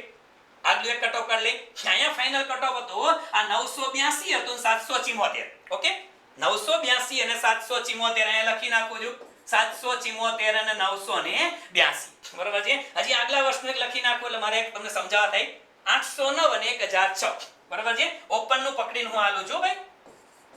809 અને 1006, આટલું ક્લિયર. હવે એક વસ્તુ ક્લિયર કે આપણે લોકોએ મેઇન્સની અંદર જે ગાળા વધારે રહે છે ઇન્ટરવ્યુ ફાઇનલ સિલેક્શનમાં, તો શેના માટે પ્રિપરેશન કરવી? પહેલા મેઇન્સની અંદર તમારો સારામાં સારો સ્કોર થવો જોઈએ, અને મેઇન્સ પરીક્ષાની અંદર સ્કોર કરવો હોય તો શું કરવું જોઈએ? 7 વિષય આપણી પાસે સામે છે. કઈ રીતે કરવો જોઈએ? હવે વિચારો કે એસે પહેલા પેપરથી આપણે લેતા જઈએ. એક વસ્તુ સનાતન સત્ય છે કે એસે છે ને મિત્રો, એ એસે ની રેન્જ છે, અને એસે ની રેન્જ કેટલી કે બહુ સારો એસે ન લખ્યો હોય, નોર્મલ એસે લખ્યો હોય, અને એસે કેવા પૂછાય છે. આજ સમય મળશે ને તો આજના દિવસે ઓફિશિયલ પેપર બધા આની બોર્ડની અંદર છે, બધા સેવ છે. ઓફિશિયલ પેપર તમને બતાવીશ કે કેવું કેવું પૂછાય છે. પણ પહેલા એસે ની એવરેજ રેન્જ છે મિત્રો, એ લગભગ 110 થી શરૂ કરીને 160 સુધી આવે છે. 110 થી શરૂ કરી 160 સુધી આવે. પકડી લ્યો કે તમારે 120-30 માર્ક્સ આવે છે. આપણે મોડરેટ રહીએ, આપણે કેવા રહીએ? મોડરેટ રહીએ કે સાહેબ મારે એસે ની અંદર 130 માર્ક્સ આવશે એવો ટાર્ગેટ પકડી હાલે. બરાબર છે. હવે પ્રશ્ન થાય કે સાહેબ તો પછી આ જીએસ છે, જીએસ ની અંદર કેટલા આવે? હા, તમને ના ખબર હોય ને તો તમે યુપીએસસી ની માર્કશીટ ગૂગલ માં સર્ચ કરી લેજો. મોટા ભાગના કેન્ડિડેટ ની માર્કશીટ છે, અનુરાજ ની માર્કશીટ છે, આ પ્રકાશ સેલસ સાહેબ ની માર્કશીટ છે. હમણાં બતાવીશ તમને માર્કશીટ બધાની. ગુજરાતના કેન્ડિડેટ ની જીએસ ના પેપર, આ 4 જીએસ છે ને પહેલા આપડા 4 જીએસ ના પેપરમાં ગુજરાતના કેન્ડિડેટ નો સ્કોર મિત્રો 360 થી 400 રહે છે. કેટલો? 360 થી 400. આપણા ગુજરાતના અત્યાર સુધીમાં મેં બહુ એક્સેપ્શનલ કેસમાં એવા કેન્ડિડેટ જોયા છે કે જે લોકો જીએસ માં 400 ઉપર ગયા નથી જોયા. અનુરાજને ખુદને 358 છે, 360 નથી. આપણે 350 ની રેન્જ વાળા છીએ. શું કામ? સાહેબ આપણે જે જીએસ પેપર નંબર 1 છે એની રેન્જ કેટલી કે સાહેબ 70 થી 80 માર્ક્સ. આની અંદર 70 થી 80 પકડીને હાલી છે. એવી રીતે બીજું પેપર છે સાહેબ, આની અંદર એ કેટલા કે આની અંદર 80 પકડીને હાલવાના. ત્રીજા પેપરમાં એ કે 80 થી 90 ની રેન્જ પકડાય. હા, ચોથું પેપર જે જીએસ નું જેને એથિક્સ કહે છે, એથિક્સ ઇન્ટિગ્રિટી એપ્ટિટ્યુડ નું પેપર, ચર્ચા બધા પેપરની હું ડિટેલ ચર્ચા કરવાનો છું, ટેન્શન ન લેતા. અત્યારે માત્ર કટ ઓફ ની વાત કરી છે એટલે એ જ મુદ્દા ઉપર ફોકસ કરું છું. બરાબર છે? ઓકે. એથિક્સ નું પેપર છે એમાં 120 ઉપર આવે. અને આમ તો એની અંદર આપણા છોકરા ગુજરાત એવરેજ તમે જોવા જાવ ને તો માર્કેટની અંદર તો એસે ની એથિક્સ ની અંદર 158 માર્ક્સ આવેલા છે. હા, હાઈએસ્ટ 158 છે અત્યાર સુધીમાં. એટલે આવે કે એથિક્સ ની અંદર આવે છે, પણ છતાંય આમાં તમે લોકો 8 માર્ક્સ ની એવરેજ પકડીને ચાલો. 8 તેરી ને 24, 240 થયા. 80 માર્ક્સ ની એવરેજ પકડો. 8 તેરી 24, 240 અને 120 ના 360 થઈ ગયા. આપણે મિત્રો ગુજરાતની અંદરથી બહુ ઓછા કેન્ડિડેટ એવા છે કે જેને જીએસ ની અંદર 100 ઉપર ગયા હોય. હા, ગયા વખતના પેપરની અંદર અરુણસિંહ ઠાકુરેને આ વખતે પણ મેન્સ લખેલી છે આપણા સ્ટુડન્ટે. એ અરુણસિંહને ગયા વખતે 108 માર્ક્સ હતા જીએસ પેપર નંબર 2 માં. એક જો કે એથિક્સ ની અંદર 138 માર્ક્સ હતા. પણ પ્રશ્ન શું છે કે એક્સેપ્શનલ કેસમાં આવશે, બાકી એવરેજ શું કામ નથી આવતા એ પણ ચોખવટ કરી દઉં ભાઈ કે સાહેબ આપણા જીએસ ની અંદર માર્ક્સ આટલા આવે છે, અને યુપી બિહાર વાળા અધર સ્ટેટ વાળા છોકરાઓ છે ને મિત્રો, એ લોકો અલગ પેન થી લખું છું, આ અધર સ્ટેટ વાળા છોકરાઓ આની અંદર એ 450 પ્લસ સ્કોર કરે છે. આપણે જ્યાં 350 પ્લસ સ્કોર કરીએ છીએ એ લોકો 350 ની જગ્યાએ 450 પ્લસ સ્કોર કરે છે. કારણ શું છે મિત્રો? કારણ એનો ફંડામેન્ટલ ક્લિયર છે. એ છોકરો ડીયુ ની અંદર ભણવા બેઠો, જેએનયુ માં ભણવા બેઠો, એને ફિક્સ જ હતું યુપીએસસી કરવું છે. મોટા ભાગે કેન્ડિડેટ એને જે ઓપ્શનલ સબ્જેક્ટ રાખવા હોય ને એમાં જ એ લોકો ગ્રેજ્યુએશન માં સ્પેશિયલાઇઝેશન કરે, એમાં જ ગ્રેજ્યુએશન સ્પેશિયલાઇઝેશન કરે, અને એ સબ્જેક્ટ એ જીએસ ઉપર ફોકસ હોય. રોજનું 3-4 કલાકનું ધ હિન્દુ વાંચી લીધું હોય. જે છોકરો 5-5 વર્ષથી ધ હિન્દુ વાંચતો હોય, એના ફંડામેન્ટલ, એના વે ઓફ થિંકિંગ કેવા હશે. અને આપણે લોકો જેને કોઈ દિવસ ધ હિન્દુ વાંચ્યા ન હોય, એટલે ફરજિયાત નથી એ પણ હમણાં કહું છું, પણ માની લ્યો આપણે કોઈ દિવસ જીઓ થિયરી જે પોર્શન છે, થિયરીને કોઈ દિવસ એ રીતે જોઈ ન હોય તો આપણા ફંડામેન્ટલ નબળા છે. આન્સર રેટિંગ કરવામાં માર ખાઈ જશું આપણે, માર ખાઈ જ જવાના છે. શું કામ ને? એનું કારણ છે કે અત્યારે ખાલી આટલો વિચાર કરો, એગ્રીકલ્ચરમાં ખેડૂતો આંદોલન કરે છે. તમને ખબર છે દિલ્હીની સિંધુ બોર્ડર પર બધા જ ખેડૂતો આંદોલન કરે છે. આજ 2 મહિના થયા ખેડૂતો આંદોલન કરે છે.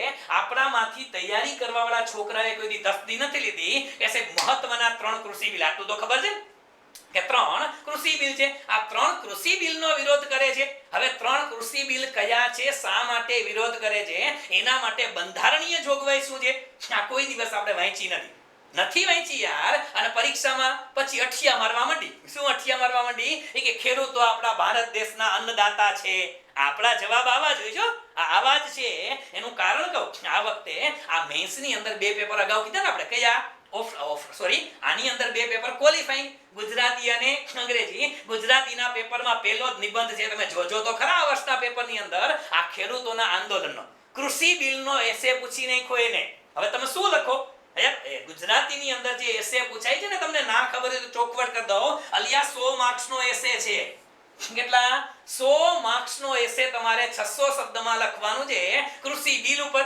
આપણે મોટા ભાગે આપણા છોકરા લખીને આવે ભારત કૃષિ પ્રધાન દેશ છે. લે બધાયને ખબર છે, હારા તું કઈક નવું કે ને. ખેડૂતો શું કામ આંદોલન કરે છે એની વાત કરો, એની કોન્સ્ટિટ્યુશનલ પ્રોવિઝન કરો, ત્રણે બિલ વિશે વાત કરો. આપણે ત્રણમાંથી એક કૃષિ બિલ જોયા નથી જોયા. કૃષિ બિલ વાંચ્યા ન હોય તો તમે કઈ રીતે આન્સર લખશો? એટલે આ ડિફરન્સ છે મિત્રો, કે આપણામાં અને ત્યાંના વિદ્યાર્થીઓની એક મેન્ટાલિટી છે, એમાં વિચારસરણીમાં ડિફરન્સ છે. આપણે એ મેન્ટાલિટી લઈ આવવી પડશે. દેશ દુનિયાની અંદર જે બને છે એને કનેક્ટ કરતા શીખો. આજની તારીખે WHO છે, વર્લ્ડ હેલ્થ ઓર્ગેનાઇઝેશન, એનો પ્રશ્ન આવતા વર્ષે પડી શકે કે ભાઈ આવડો મોટો ભારત દેશની અંદર, આવડા મોટા દેશની અંદર વિશ્વનો સૌથી મોટો વેક્સિનેશન પ્રોગ્રામ શરૂ થયો છે કે કોરોનાની મહામારીમાં વેક્સિન આપવાનો પ્રોગ્રામ. તો પૂછી શકાય શું કામ? તો ખબર તો હોવી જોઈએ ને કે ભારત દેશની પેલા વસ્તી કેટલી છે, કોને આપવાના છે, શું આપવાના છે, ભારતમાં કઈ કંપની વેક્સિન બનાવવાની છે. હવે સીરમ ઇન્સ્ટિટ્યૂટ શું એ આપણે ખબર જ ન હોય તો, કોવિશિલ્ડ શું છે, કોવેક્સિન શું છે એ ખબર ન હોય તો, આ આપણે ખબર હોવી જોઈએ પહેલા. એવી રીતે માની લ્યો, સિમ્પલ વસ્તુ કહું છું, આ તમને જે તમે જાણતા હશો એ તમે હમણાં નામ સાંભળ્યું છે. ટેસ્લા કંપની ભારતમાં આવે છે. ટેસ્લા એટલે કોણ? એલન મસ્ક નામનો વ્યક્તિ છે. અમેરિકાની અંદર પોતાની સ્પેસ એક્સ નામની એક અંતરિક્ષ કંપની છે. અમેરિકાનું નાસા છે ને, ઓળખો નાસા ને, આપણે ઈસરો, અમેરિકામાં નાસા. આ નાસા જેવડી એક પ્રાઇવેટ કંપની લઈને બેઠો છે એલન મસ્ક નામનો વ્યક્તિ. એ એલન મસ્કની એક કંપની છે ટેસ્લા, એ ઇલેક્ટ્રિક કાર બનાવે, ભારતમાં આવે છે. ખબર હોવી જોઈએ યાર કે ભારતમાં શું કામ આવે છે. અને એ કંપની છે અમેરિકાની, એને રજિસ્ટ્રેશન, આજનો ન્યૂઝ છે સવારનો, એને રજિસ્ટ્રેશન નેધરલેન્ડમાંથી કરાવ્યું. એ લોકો ક્યાંથી આવ્યા? નેધરલેન્ડમાંથી આવ્યા. ભાઈ શું કામ ને એને એવું કર્યું કે અમેરિકાની કંપની છે નેધરલેન્ડમાંથી ભારતમાં આવી? એનું કારણ છે કે ભારત અને નેધરલેન્ડ બે દેશ વચ્ચે એક એગ્રીમેન્ટ થયા છે, double taxation avoidance. Double taxation avoidance એટલે શું? કે નેધરલેન્ડની કોઈ કંપની ભારતમાં આવે તો કોઈ પણ એક જ જણો ટેક્સ લેશે, કાં આપણે ને કાં નેધરલેન્ડ વાળા. એટલા માટે આપણે અમેરિકા હારે આવો એગ્રીમેન્ટ નથી કર્યો. અમેરિકા વાળા હારે આપણે આવો એગ્રીમેન્ટ નથી કર્યો ડબલ ટેક્સેશન. જો અમેરિકામાં નોંધાયેલી કંપની ભારતમાં આવે ને પહેલા, તો ભારતમાં કમાય, ભારત વાળા ટેક્સ માંગે, ઈ બિચારો અમેરિકા જાય કમાઈને અમેરિકા વાળા ટેક્સ માંગે. બબ્બે ટેક્સેશન થાય એટલે અમેરિકાના નામે રજીસ્ટર ન કરે. કોના નામે કરાવી? નેધરલેન્ડ. આ સવારનો ન્યૂઝ છે. પ્રશ્ન છે, ખબર હોવી જોઈએ કે શા માટે અમેરિકાની કંપની નેધરલેન્ડ થ્રુ આવી.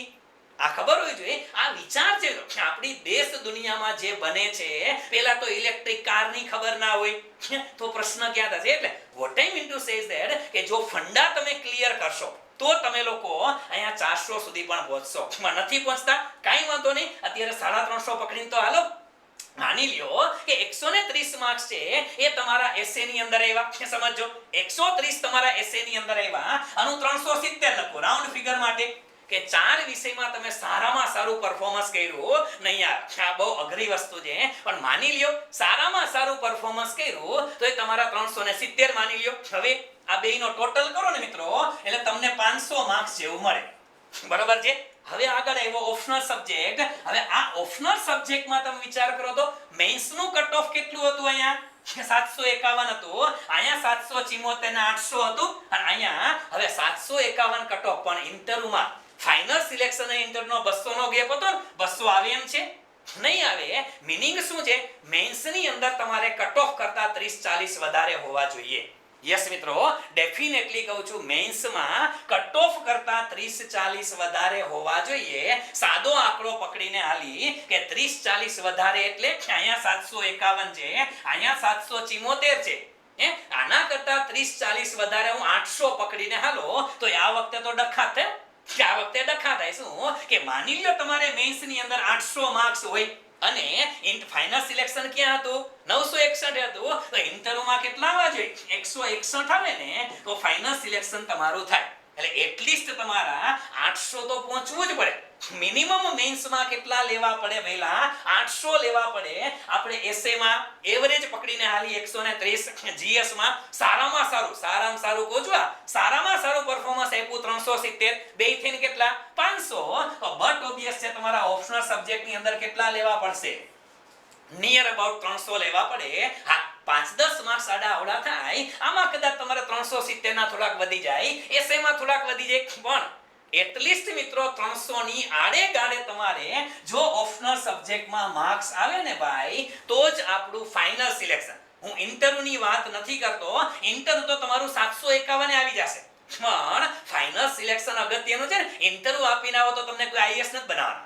ફાઇનલ સિલેક્શન જોઈએ છે તો તમારે ઇન્ટરવ્યુ માટે ફાઇનલ સિલેક્શનના કટ ઓફ ઉપર હાલવું પડે ભાઈ, કે મેન્સમાં કટ ઓફ કરતા 30-40 વધારે 800 રાખો, 790 આવે, પણ 800 ની આડે ગાડે આવે તો ખબર હોવી જોઈએ કે ઓપ્શનલ સબ્જેક્ટમાં કેટલા લેવા પડશે.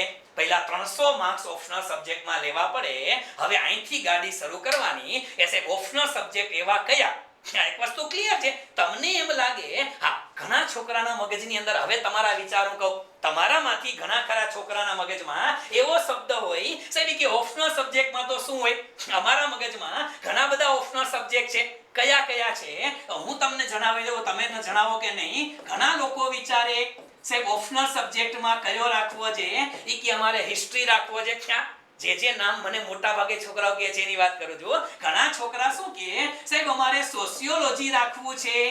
રાખો, કાઈ વાંધો નહીં. ઘણા છોકરા એમ કે સાહેબ અમારે ફિલોસોફી રાખવો છે.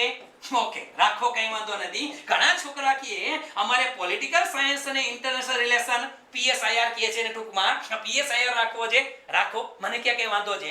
ઘણા છોકરા એમ કહે છે સાહેબ અમારે મેથેમેટિક્સ રાખવું છે.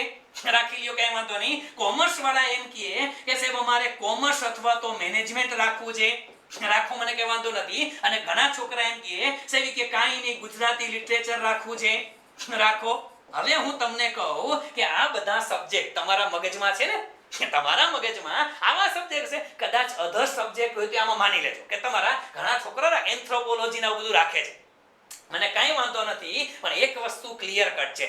તમારા સબ્જેક્ટની અંદર ઓપ્શનલમાં 300 ની આડે ગાડે એટલે પછી 240 આવે તો ભેગું ન થાય. શું કામ ન થાય? પેલા આપણે જોયું 240 આવે તો ભેગું શું કામ ન થાય? આ કે આપણે આગલા બે થઈને તમારા 500 થયા છે.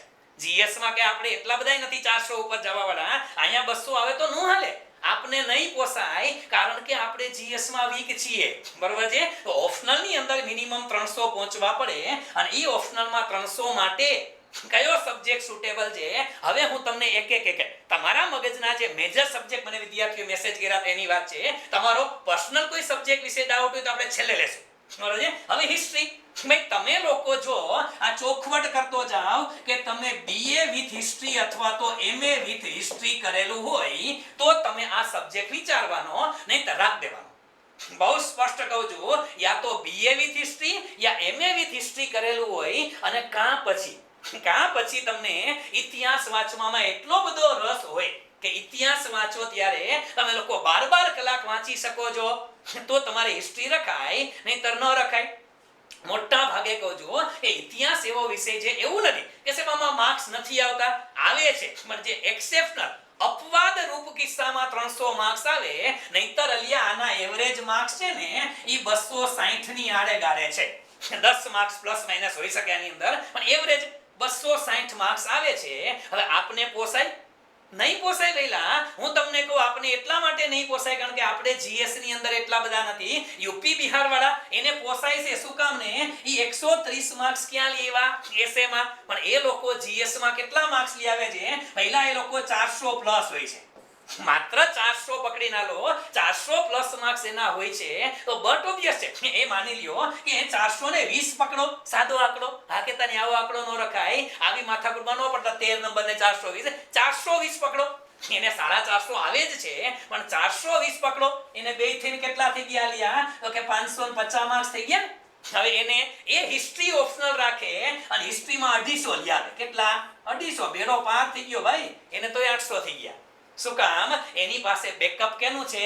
જીએસ નું બેકઅપ છે. આપણી પાસે જીએસ નું બેકઅપ નથી, એટલે આપણે હિસ્ટ્રી નો રાખો તો મને વાંધો નથી, પણ તમારી કેપેસિટી હોવી જોઈએ કે હિસ્ટ્રી ઓપ્શનલમાં તમે 300 એ પહોંચી જાઓ તો રાખો, મને કઈ વાંધો નથી. હિસ્ટ્રી ઓપ્શનલ રખાય, પણ આ કરો તો બરાબર છે. એવી રીતે સોશિયોલોજી, તમે જ્યારે સોશિયોલોજી ભણ્યા ન હોય, ફિલોસોફી ભણ્યા ન હોય, આ બે સબ્જેક્ટ એવા છે બેલા કે બંને સબ્જેક્ટની અંદર માર્ક્સ મળે છે. એવું નથી મળતા. ઇંગ્લિશ મીડિયમમાં લખો, આ બંને સબ્જેક્ટ તમે ઇંગ્લિશ મીડિયમની અંદર લખો તો માર્ક્સ આવશે, પણ ગુજરાતી મીડિયમમાં મિત્રો બહુ ઓછા માર્ક્સ આવે છે. ડખો અહીંયા થયો કે રાખવું છે પણ પાછું ગુજરાતીમાં તો ડખો થશે. જો ઇંગ્લિશ મીડિયમની અંદર લખતા હોય તો સારા માર્ક્સ આવે છે. અને કેટલા? તો કે આની અંદર એક એવરેજ રેન્જ છે મિત્રો, આ 270 થી 290 સુધી પહોંચો છો તો ડખો પાછો અહીં થાય, પહોંચી શકે, પણ 290 એટલે તો બહુ સાજા કહી દીધા મેં, એટલા માટે પ્રશ્ન થાય. હવે પ્રશ્ન આવે સાહેબ કે પોલ સાયન્સ અને મેથ્સ વિશે કયો? ભાઈ પોલિટિકલ સાયન્સ સબ્જેક્ટ રાખો, મને વાંધો નથી. આ કે મોટા ભાગે તમે લોકો YouTube ની અંદર બ્લોગ જોતા હશો, YouTube માં ઇન્ટરવ્યુ વાંચો છો, એટલે મોટા ભાગના કેન્ડિડેટ, ઈ મને ખબર છે તમે લોકો એ જ જોવો છો સાહેબ કે મોટા ભાગના કેન્ડિડેટ અમને પોલિટિકલ સાયન્સ રાખવાનું કહે છે. રખાય ભઈલા, ક્યારે રખાય ખબર છે? ક્યારે રાખવાનો પોલ સાયન્સ? અને પોલ સાયન્સ ની અંદર મિત્રો ઈ કે સાહેબ કેટલા માર્ક્સ આવે? સાહેબ આની અંદર 350 પ્લસ આવે. હા, કેટલા આવે? 350 ઉપર માર્ક્સ આવે. અરે સાહેબ કે બેડો પાર થઈ ગયો. હા, શું કામ? ઈ કે જીએસ માં 350 નો આવે તો હાલે, કા ઈ કે આમાં 350. પણ તમે કોઈ દી વિચાર કર્યો કે જેને પોલ સાયન્સ ની અંદર 350 માર્ક્સ આવ્યા છે એવા કેન્ડિડેટ ની એક માર્કશીટ ઉપર બધું ગૂગલ માં બધું છે, બરાબર? એવા કેન્ડિડેટ ની માર્કશીટ લેજો, કોક દીક લેજો અને એવા કેન્ડિડેટ નો કોન્ટેક્ટ કરજો. અલિયા મેં ઘણા રિસર્ચ કર્યા, માર્કશીટ ના આધારે નંબર ગોતી, દિલ્હી જઈ યુપી બિહાર જઈને આ બધાને પકડેલા. બધામાંથી મોટા ભાગના કેન્ડિડેટ એવા છે, હું તમને ડેમ શ્યોર કહું છું, પોલ સાયન્સ માં 350 આવ્યા ને એમાંથી 90% સ્ટુડન્ટ, કેટલા ટકા? 90%. 10% અપવાદ હતા, પણ 90% સ્ટુડન્ટ એવા હતા કે જે લોકોએ પોલ સાયન્સ સાથે ગ્રેજ્યુએશન કરેલું છે. જે વિદ્યાર્થીઓએ પોલિટિકલ સાયન્સ સાથે યા તો એમએ કરેલું હોય યા તો બીએ કરેલું હોય, એ 90% છોકરા કા ગ્રેજ્યુએટ પોલ સાયન્સ માં હતા, માસ્ટર હતા, યા તો એ દિલ્હી યુનિવર્સિટી વાળા હતા યા જેએનયુ વાળા હતા. તમારે નક્કી કરવાનું કે તમે પોલ સાયન્સ માં ગ્રેજ્યુએટ કર્યું છે, તમે જે દિલ્હી યુનિવર્સિટીમાં ભણ્યા છો, તમે જેએનયુમાં ભણ્યા છો, કે જે જેએનયુ કે દિલ્હી યુનિવર્સિટીના પ્રોફેસર યુપીએસસી ના પેપર સેટઅપ સાથે સંકળાયેલા હોય, ઈ છોકરાઓને યુપીએસસી લેવલનું પોલ સાયન્સ ભણાવે છે. તમે આવા લોકો પાસે શીખા છો? તમે નક્કી કરી નાખો, જો તમારે આ ક્રાઇટેરિયામાં આવતા હોય તો તમારે 350 આવે, પણ તમે નથી બીએ કરેલું, નથી એમએ કરેલું, નથી દિલ્હી યુનિવર્સિટીમાં ભણેલા, નથી તમે જેએનયુમાં ભણેલા, તો તમારે 350 માર્ક્સ આવે. હું એમ નથી કહેતો ન આવે, પણ એ વખતે ચાન્સીસ કેટલા ટકા? 10% ચાન્સીસ છે. આવા વિદ્યાર્થીઓને 10% ચાન્સીસ છે કે એ લોકો આની અંદર 350 આવે. બાકી આ 90% વિદ્યાર્થી એવા છે કે જેને પોલ સાયન્સમાં બીએ એમએ કરેલું છે. આ છોકરો દિલ્હી યુનિવર્સિટીનો વિદ્યાર્થી હોય અથવા તો આ છોકરો જેએનયુ નો વિદ્યાર્થી હોય, તો એને આવા 90% છે. એમ નથી કેતો હું, સમજો કે બાકીના નથી આવતા, આવે છે, પણ અધર કેટલા? 10% છે. એટલે તમે આ 10% માં આવી શકો એવું તમને અંદરથી લાગે તો રાખો, મને વાંધો નથી, પણ રાખો તોય પ્રશ્ન શું છે? ગઈકાલે અનુરાજે થોડીક વાત તો કરી હતી કે આ સબ્જેક્ટ તમે રાખો તો મને વાંધો નથી, પણ પહેલી વસ્તુ ઇન્ટરેસ્ટ તો હોવાનો છે, કારણ કે ઇન્ટરેસ્ટ વગર આપણે રાખવા નથી. પહેલી વસ્તુ કે આ સબ્જેક્ટનું તમને લોકોને ગાઈડન્સ મળવું જોઈએ. તમારી પાસે પોલ સાયન્સ રાખો છો તો તમારી પાસે ગાઈડન્સ છે, અને ગાઈડન્સ માટે મિત્રો એટલું ચોખવટ કરીને કહું છું, આજ ભારત દેશની અંદર તમે વિચાર કરો ને, સચિન તેંડુલકર ગમે એટલો મહાન ખેલાડી હતો, એના માટે કોચની જરૂર તો પડે પેલા. સચિન તેંડુલકરની ઉપર કોચ હશે જ, મહેન્દ્રસિંહ ધોની ગમે એવો મહાન ખેલાડી થઈ ગયા, વિરાટ કોહલી ગમે એવો ખેલાડી હોય, પણ એની ઉપર કોચ જોઈને જોઈએ જ યાર. કોચ છે ને એ ગુરુનું રોલ ભજવે છે, અને ગુરુ છે ને મિત્રો એ તો તમારે યુદ્ધ જીતી જાવ ને પછી જરૂર પડે. યુદ્ધ પૂરું થઈ ગયા પછી જરૂર પડે એ ગુરુ છે યાર, કોચ હોવો જ જોઈએ. તમે એકલા તૈયારી કરશો, 99% છોકરાઓ એકલા તૈયારી કરવામાં ફેલ થયા છે, 1% પાસ થાય. પણ આપણે કે થોડા બધા એકલવ્ય છે એ કે ગુરુની પ્રતિમા રાખીને આપણે પોલ સાયન્સની તૈયારી કરશું. અલિયા નો થાય તૈયારી. આ તમે સિવિલ સર્વિસીસની તૈયારી કરો છો, તમે કોન્સ્ટેબલની નથી કરતા.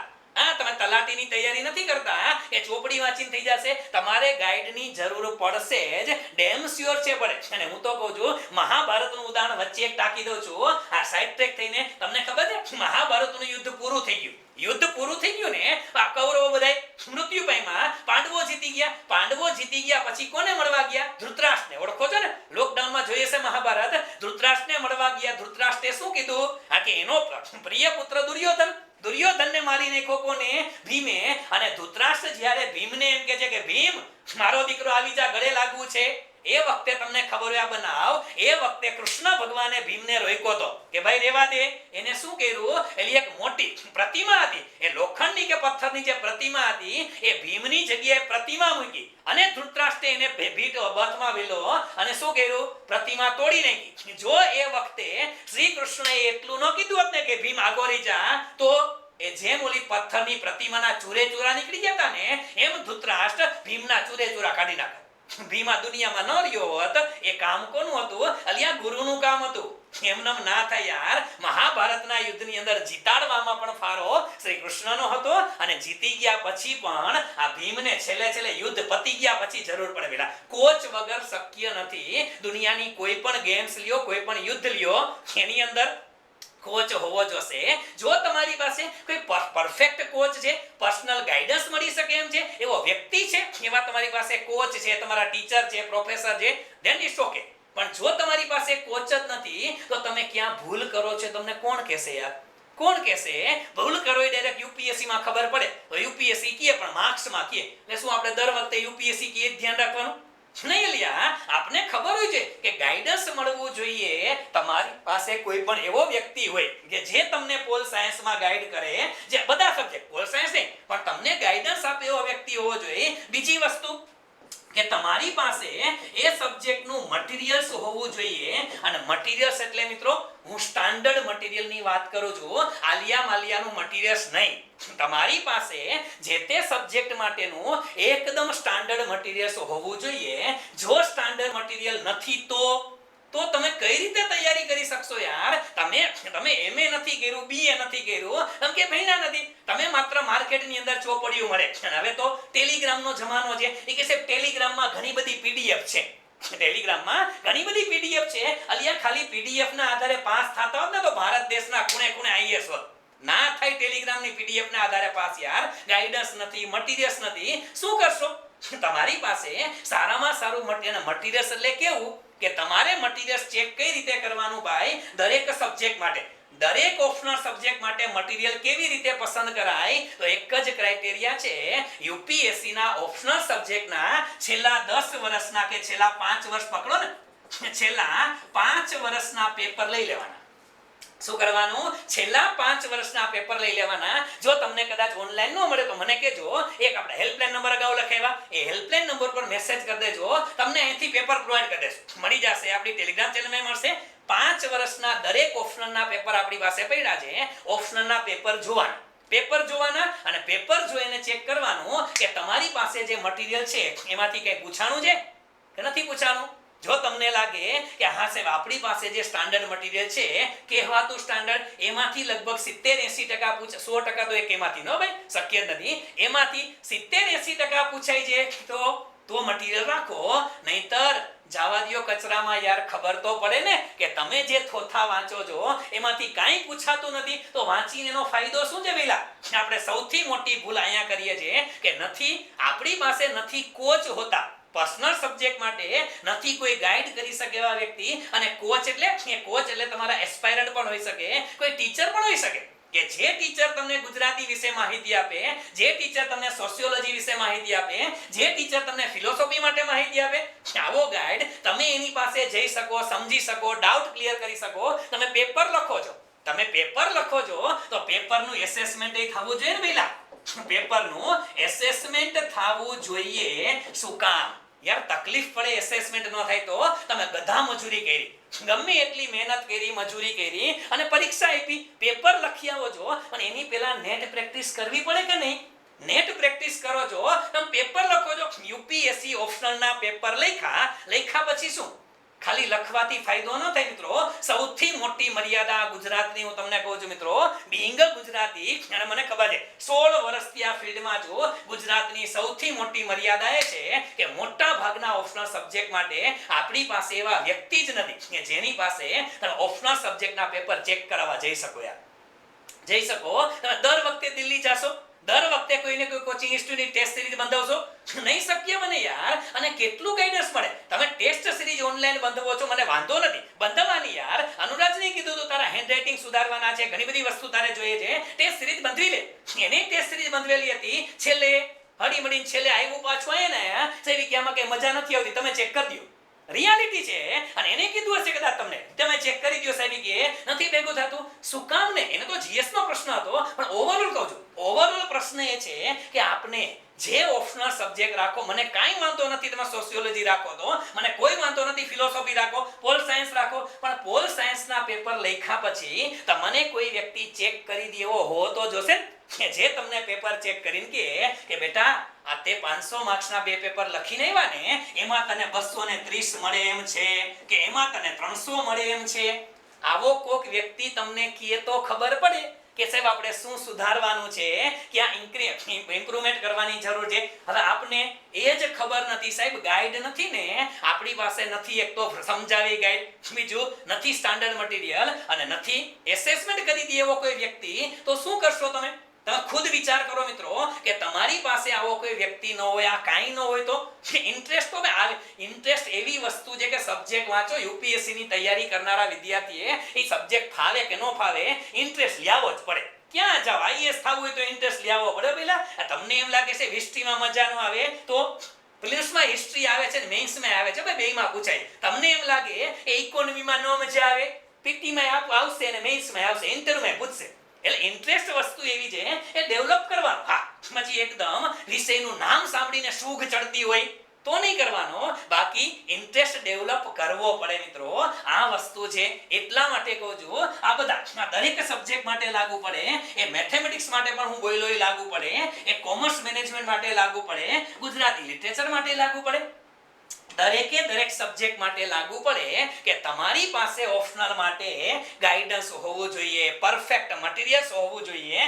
એના માટે શું એસેસમેન્ટ કરી શકે એવો વ્યક્તિ હોવો જોઈએ.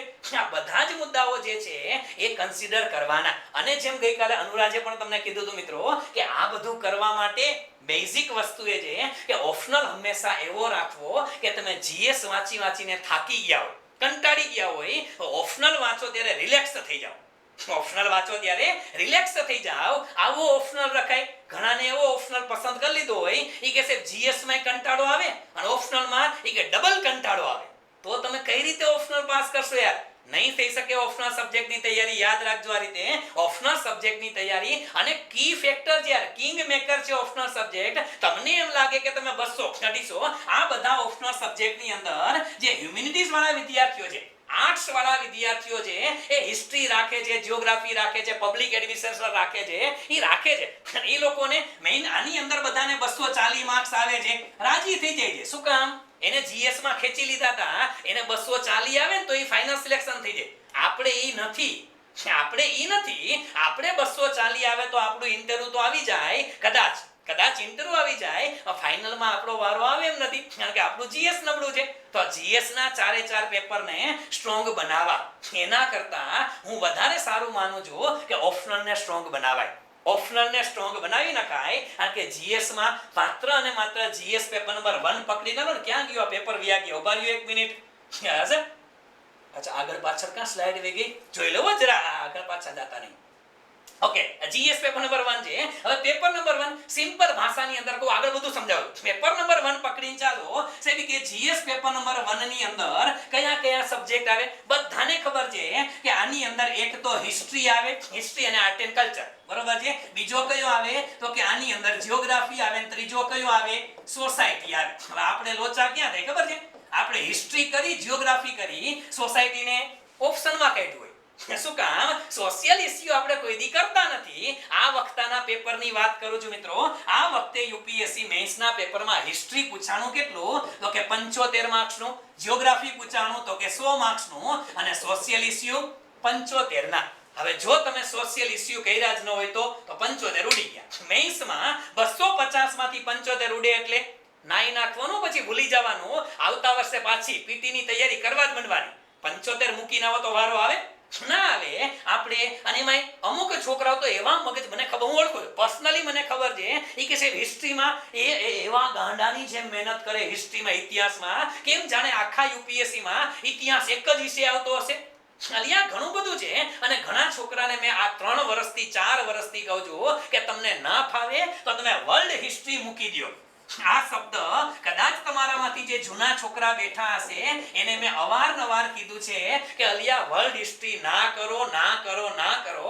આ કે વર્લ્ડ હિસ્ટ્રીમાં બહુમાં બહુ તો અમેરિકન ક્રાંતિ પૂછાય, ફ્રાન્સીસી ક્રાંતિ પૂછાય, આના સિવાય કઈ નથી હોતું. અને છોકરા ગાંડાની જેમ વર્લ્ડ હિસ્ટ્રી વાંચે, વર્લ્ડ હિસ્ટ્રી વાંચે, વિશ્વનો ઇતિહાસ. અલિયા એનો પ્રશ્ન એક પૂછાય છે ક્યારેક ક્યારેક. આ વખતે નહોતો, આ વખતે નહોતો, ગયા વર્ષે લગભગ નહોતો. છેલ્લા 4 વર્ષમાં એક વખત વર્લ્ડ હિસ્ટ્રીનો પ્રશ્ન આવ્યો છે, અને 10 માર્ક્સનો. 10 માર્ક્સના પ્રશ્ન માટે થઈ અને તમે 3 જેને કહેવાય 800 બનાનું વર્લ્ડ હિસ્ટ્રીના થોથા વાંચો છો, તો આના તો શરમ આવી જોઈએ આપણે વાંચતા હોય કે ભાઈ નો, આપણે પ્રશ્ન શું છે? આ એક જ વસ્તુ કહું છું તમને.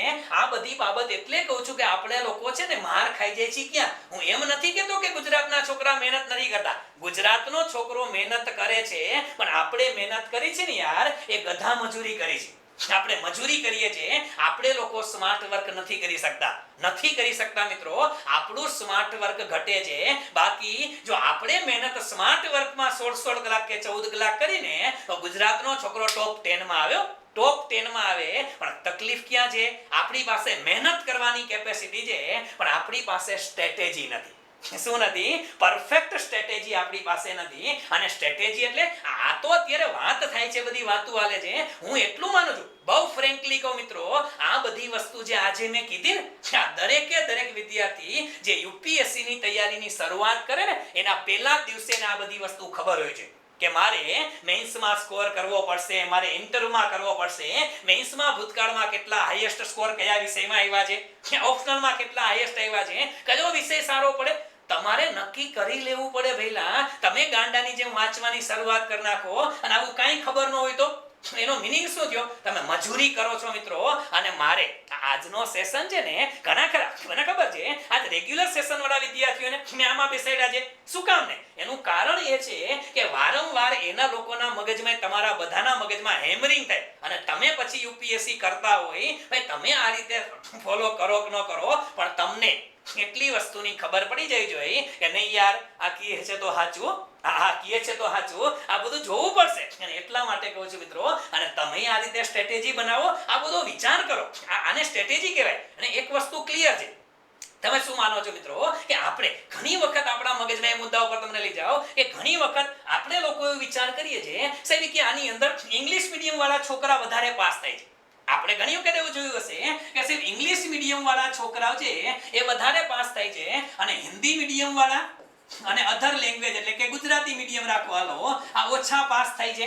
તમને ચોખવટ કરીને કહી દઉં, હમણાં મેન્સ લેવાની ને, 12,000 છોકરાએ મેન્સ લખી છે, આપણે બધાને ખબર છે. એ 12,000 છોકરામાંથી મેન્સ લખવા વાળા અલિયા 9,000 તો ઇંગ્લિશ મીડિયમ વાળા હતા.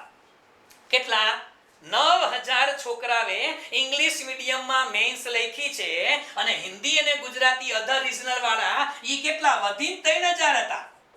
હવે તમે વિચાર કરો કે આમાંથી ફાઇનલ રિઝલ્ટ આવે, અને ફાઇનલ રિઝલ્ટમાં બટ ઓબ્વિયસ છે, તમને ઇંગ્લિશ મીડિયમ વાળા જાજા દેખાશે. શું કામ? અલિયા મેન્સ જ જાજાએ લખી છે.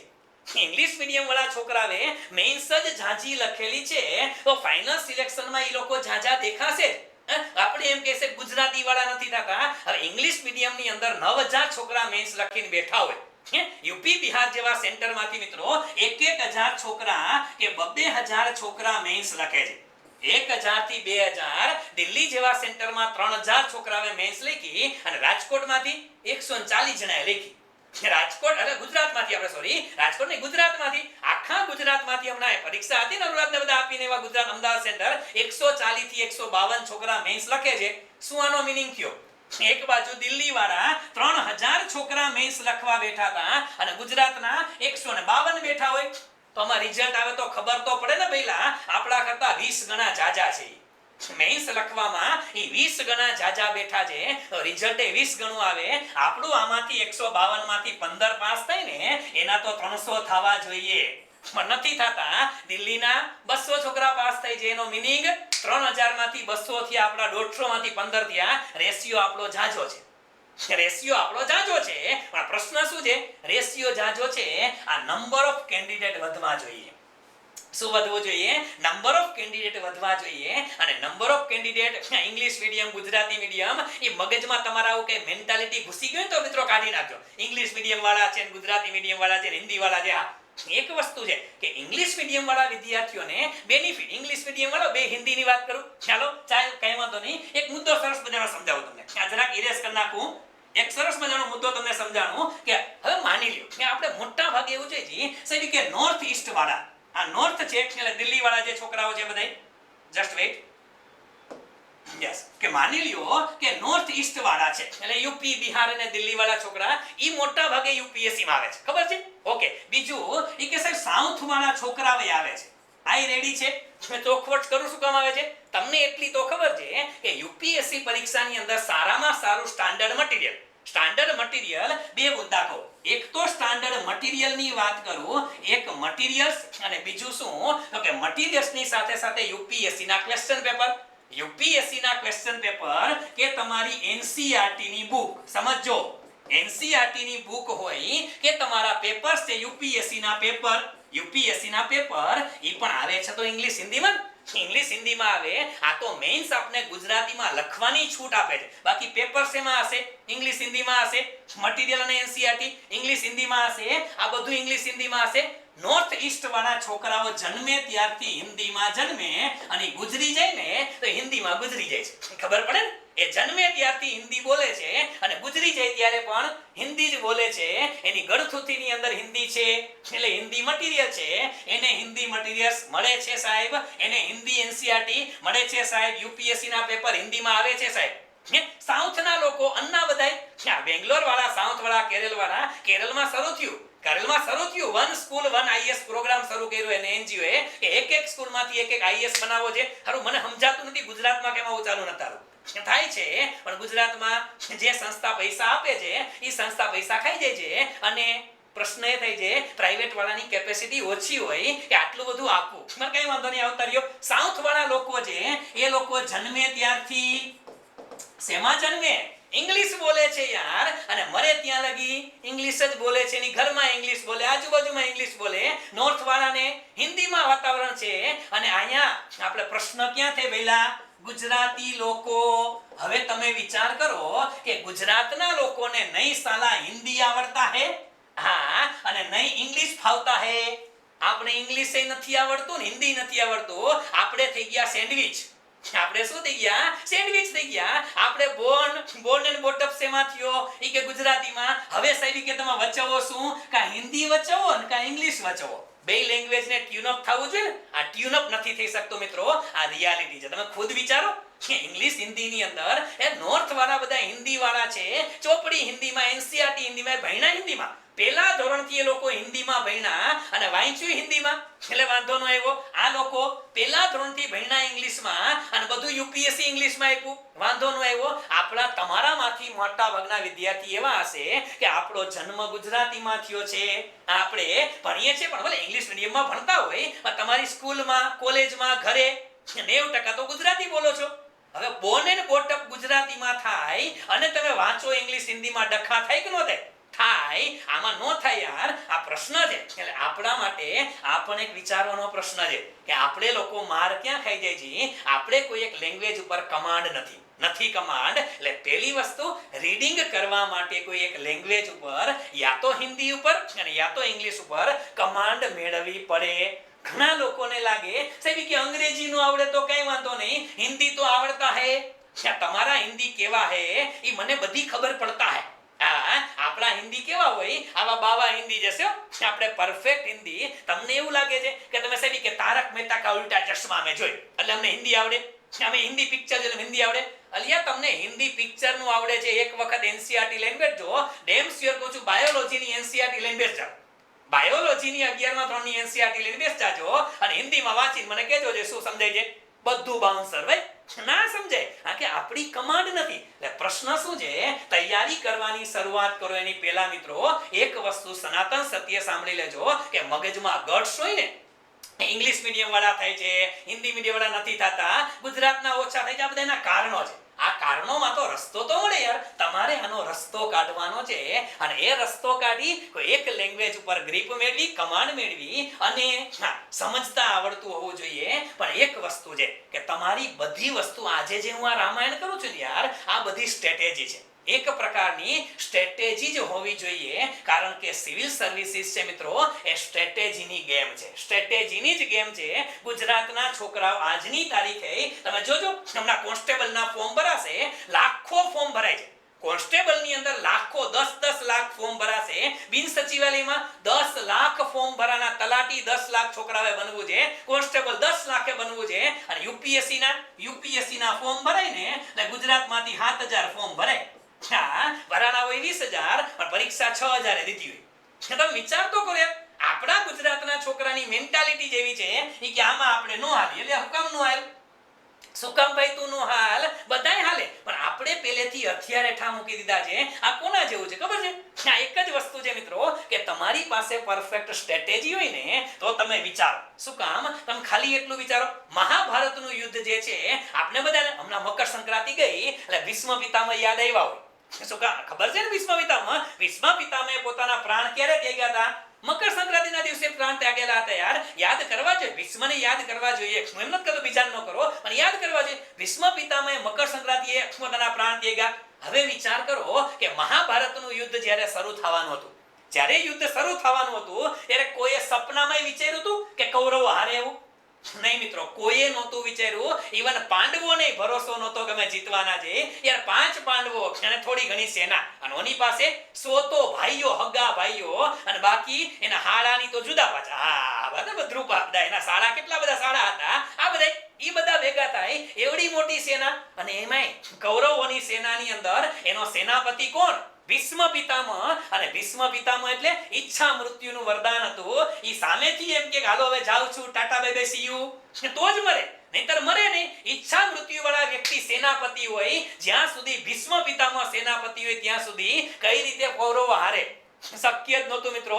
એ પાંડવોને ખબર હતી કે ભીષ્મ નહીં મરે, આપણે યુદ્ધ નહીં જીતીએ. પાંડવોની સેનાને ખબર હતી કદાચ ભીષ્મ વયા ગયા નો જ જાય, ઈચ્છા મૃત્યુ હતું. બીજું ગુરુ દ્રોણ, જે અર્જુનને, જે ભીમને, જે યુધિષ્ઠિર, સહદેવ, નકુલને જેને ભણાવ્યા, એ ગુરુ દ્રોણને વરદાન હતું મિત્રો. શું વરદાન હતું ખબર હશે તમને? કે જ્યાં સુધી એના હાથમાં ગાંડી વસે ત્યાં સુધી કોઈ એનો વધ નહીં કરી શકે. જ્યાં સુધી એના હાથમાં ધનુષ હશે ત્યાં સુધી એનું મૃત્યુ નહોતું થઈ શકવાનું મિત્રો. આ કોને? તો કે આ ગુરુ દ્રોણને વરદાન હતું. કેમ મરે યાર? ગુરુ દ્રોણને ભીમ એમ કે એક કામ કરો સાહેબ, કે આપો ને ગુરુ કે રમકડું રમવા, નો આપે. કઈ રીતે મારવા ગુરુ દ્રોણને? અને સામે આટલા અસ્ત્ર શસ્ત્રથી સરંજામ થઈને બેઠેલો કર્ણ હતો. કેમ કર્ણને મારવો યાર? કવચ કુંડળ તો એ તમે લઈ લીધા હતા, પણ પછી એના બ્રહ્માસ્ત્રનો સામનો કઈ રીતે કરવો, એના દિવ્યાસ્ત્રનો સામનો નહોતો થાય એમ આ પરિસ્થિતિ હતી. અને છતાં પણ કૃષ્ણએ માત્ર એટલું કીધું હતું કે અર્જુન તું યુદ્ધ કર, બાકીનું મારા ઉપર છોડી દે. તું માત્ર યુદ્ધ કર, બાકીનું મારા ઉપર છોડી દે. તમે શું માનો છો? તમે મહાભારતનું યુદ્ધ જોયું છે, તમને ખબર છે મહાભારતનું યુદ્ધ છે એ તમે શું માનો છો? અર્જુનની બાણ વિદ્યાને લીધે જીતા છે? નહીં મિત્રો. તો મહાભારતનું યુદ્ધ શું યુધિષ્ઠિરની ધર્મનિષ્ઠાને લીધે જીતા હતા? નહીં મિત્રો. એ મહાભારતનું યુદ્ધ એ ભીમની ગદાને લીધે જીતા હતા? નહીં મિત્રો. આ અર્જુન, સહદેવ, નકુલ હોય, યુધિષ્ઠિર, ભીમ હોય, કોઈના કારણે મહાભારતનું યુદ્ધ પાંડવો નહોતા જીતા. પાંડવો મહાભારતનું યુદ્ધ જીતા ને મિત્રો, એક ને માત્ર એક કારણ હતું, શ્રી કૃષ્ણની સ્ટ્રેટેજી હતી. શ્રી કૃષ્ણની સ્ટ્રેટેજી હતી. આ જ વસ્તુ છે. યુપીએસસી ની તૈયારી કરો ને યાર, એની અંદર તમારી પાસે સ્ટ્રેટેજી હોવી જોઈએ. આ અશક્ય જ લાગતું હતું યુપીએસસી તમારામાંથી, હજી ઘણાને અશક્ય લાગતું હશે સાહેબ કે નો થાય.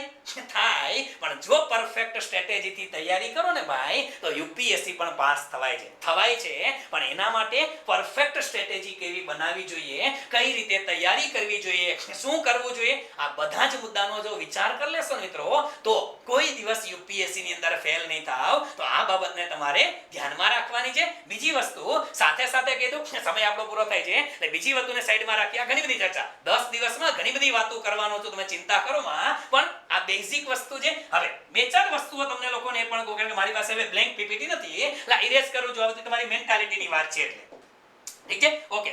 બીજી વસ્તુ કહું, ઘણા ખરા છોકરાઓને પ્રશ્ન થાય સાહેબ કે બિફોર શું કરવું, યુપીએસસી ની તૈયારી કરતા પહેલા શું કરવું, તો થોડી ઘણી છે મિત્રો એ તમને ડોક્યુમેન્ટરી લખાવું છું. તમારી જ્યારે અનુકૂળતા આવે ને ત્યારે આ ડોક્યુમેન્ટરીમાં ખબર પડે સિરિયલ આ થોડીક સિરિયલોના નામ લખાવજો. હા, પાછા કહેતા નહીં સાહેબ કે સિરિયલો જોવાની ના, આ ઓલી કસોટી વાળી સિરિયલ નથી ભઈલા, આ કોકિલા બેન વાળી નથી, આ રસોડે મે કોણ થા ઈ નથી ભઈલા. એટલે પછી કહેતા નહીં સાહેબ તમે જોવી પડે ક્યારેક ઘરે હોય એટલે મને કઈ વાંધો નહીં. કઈ ડોક્યુમેન્ટરી જોવાની નોંધ કરી લેજો મિત્રો. એક ડોક્યુમેન્ટરી જ્યારે સમય મળે પરીક્ષા માટે ઉપયોગી છે અને સબ્જેક્ટ માટે ઇન્ટરેસ્ટ ડેવલપ કરવા માટે જોવી પડે. પહેલી ડોક્યુમેન્ટરી છે એ YouTube ની અંદર સર્ચ કરજો, પ્રધાનમંત્રી. કઈ છે? પ્રધાનમંત્રી. અને આ બધી જે ડોક્યુમેન્ટરી લખાવું છે મિત્રો એ મોટા ભાગની ડોક્યુમેન્ટરી ભારત સરકારની છે કે એબીપી ન્યૂઝ ચેનલની છે. કોની છે? એબીપી ન્યૂઝ ચેનલની ડોક્યુમેન્ટરી છે એટલે 100% ઓથેન્ટિક છે. બરાબર છે, આનો ભરોસો કરવો અને આ જોશો ને મિત્રો તો 50% તો તમને સબ્જેક્ટ એમને સમજાવવા મળશે. જોવી જ પડશે તમારે. શું જોશો? એક પ્રધાનમંત્રી નામની સિરિયલ છે, લગભગ એના 26 એપિસોડ છે. YouTube માં સર્ચ કરશો એટલે મળી જશે. આ જોજો. એક બીજી વસ્તુ તમને કહું, કોઈ વિદ્યાર્થીને ઇતિહાસમાં એવું લાગતું હોય સાહેબ કે ઇતિહાસમાં માથેથી જાય છે, ઉપરથી જાય છે. ઇતિહાસમાં ઉપરથી નો છે એટલા માટે વિદ્યાર્થી મિત્રો એક છે ભારત વર્ષ. કયું છે? ભારત વર્ષ કરીને છે. આ ડોક્યુમેન્ટરી કમનસીબી છે 10 જ એપિસોડ આવ્યા છે, પણ જોજો ભારત વર્ષ નામની ડોક્યુમેન્ટરી એની અંદર મિત્રો ચંદ્રગુપ્ત મૌર્યની વાત કરી છે, એની અંદર ચાણક્યની વાત કરેલી છે, એની અંદર વાત કરેલી છે આદિકવિ શંકરાચાર્યની વાત કરી છે, આની અંદર સંત કબીરની વાત કરી છે, આની અંદર એ લોકો અકબર ધી ગ્રેટની વાત કરેલી છે, આની અંદર મહારાણા પ્રતાપની વાત કરી છે, આની અંદર સિદ્ધાર્થ નામના રાજકુમારમાંથી બનેલો એક સંન્યાસી એટલે ગૌતમ બુદ્ધની વાત છે. આ બધી જ વાતો મિત્રો એકદમ ઇન્ટરેસ્ટિંગ સિરિયલ જ છે.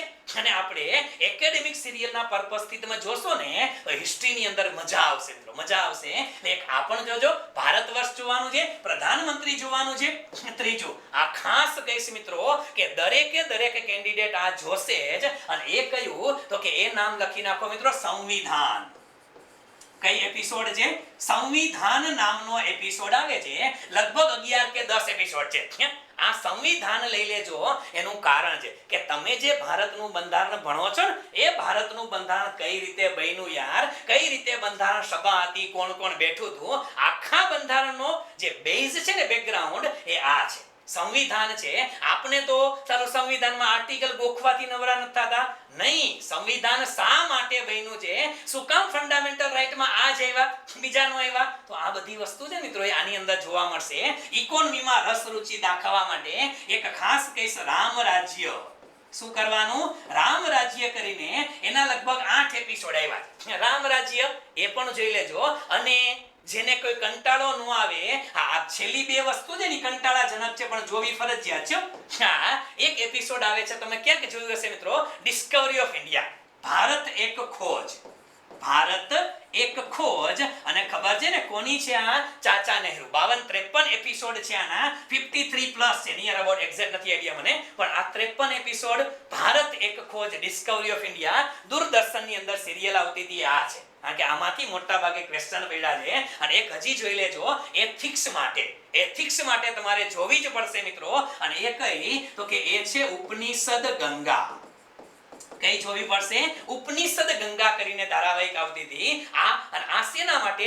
Not only ethics. આ ઉપનિષદ ગંગા જોઈ લ્યો ને, લગભગ પહેલા પાર્ટમાં 18-19 એપિસોડ છે અને બીજાની અંદર લગભગ 20 એપિસોડ છે. ટૂંકમાં 30-40 20 ના એપિસોડ છે. ઈ જોઈ લેજો. એક વખત ઉપનિષદ ગંગા જોઈ લ્યો ને મિત્રો, છેલ્લા 4 વર્ષના યુપીએસસી ના એસએ ના પેપર જોજો.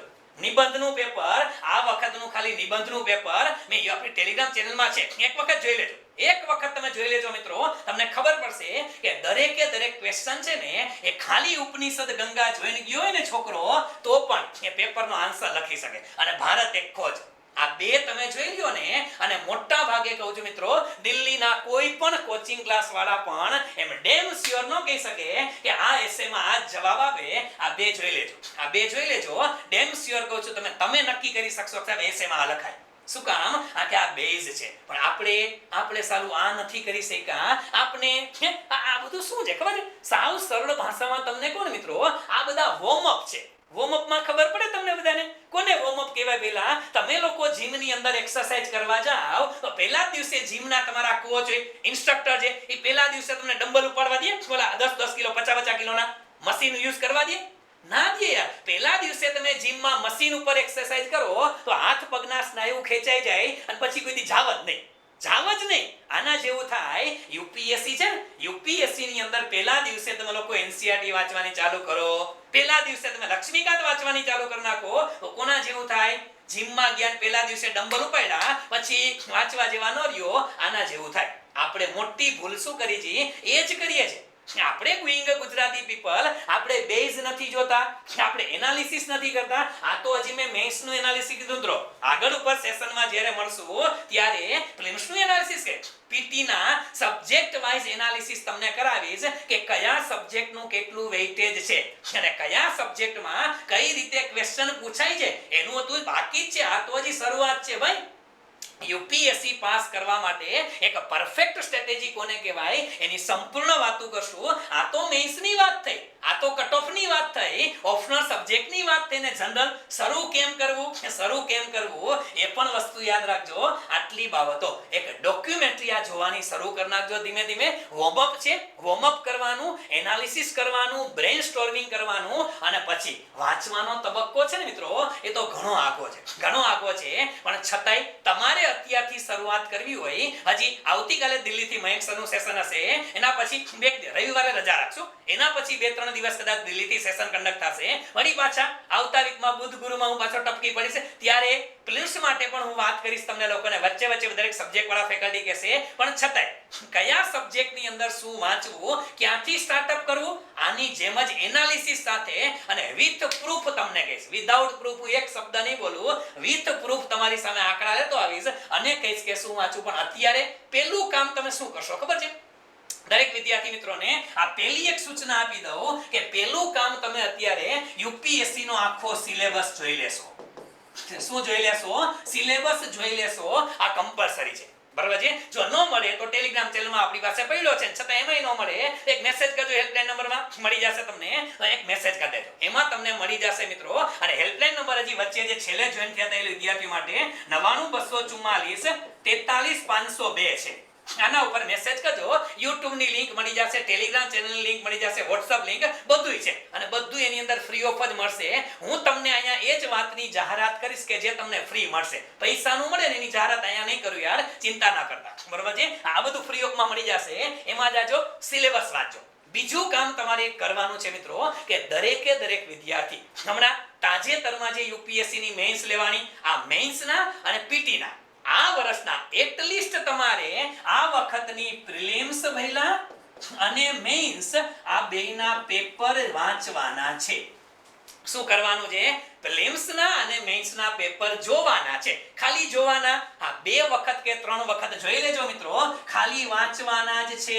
એક જ વખતના બીજા ક્યારે વાંચવાય હું તમને કહીશ. સેના માટે તો કાલ ઉઠીને કોઈ વ્યક્તિ કોઈ હિસ્ટ્રી શરૂ કરે, કાલ ઉઠીને કોઈ વ્યક્તિ જીઓગ્રાફી ભણાવવાનું શરૂ કરે, કે મારા જેવો કોઈ ઇકોનોમી ભણાવવાનું ચાલુ કરે.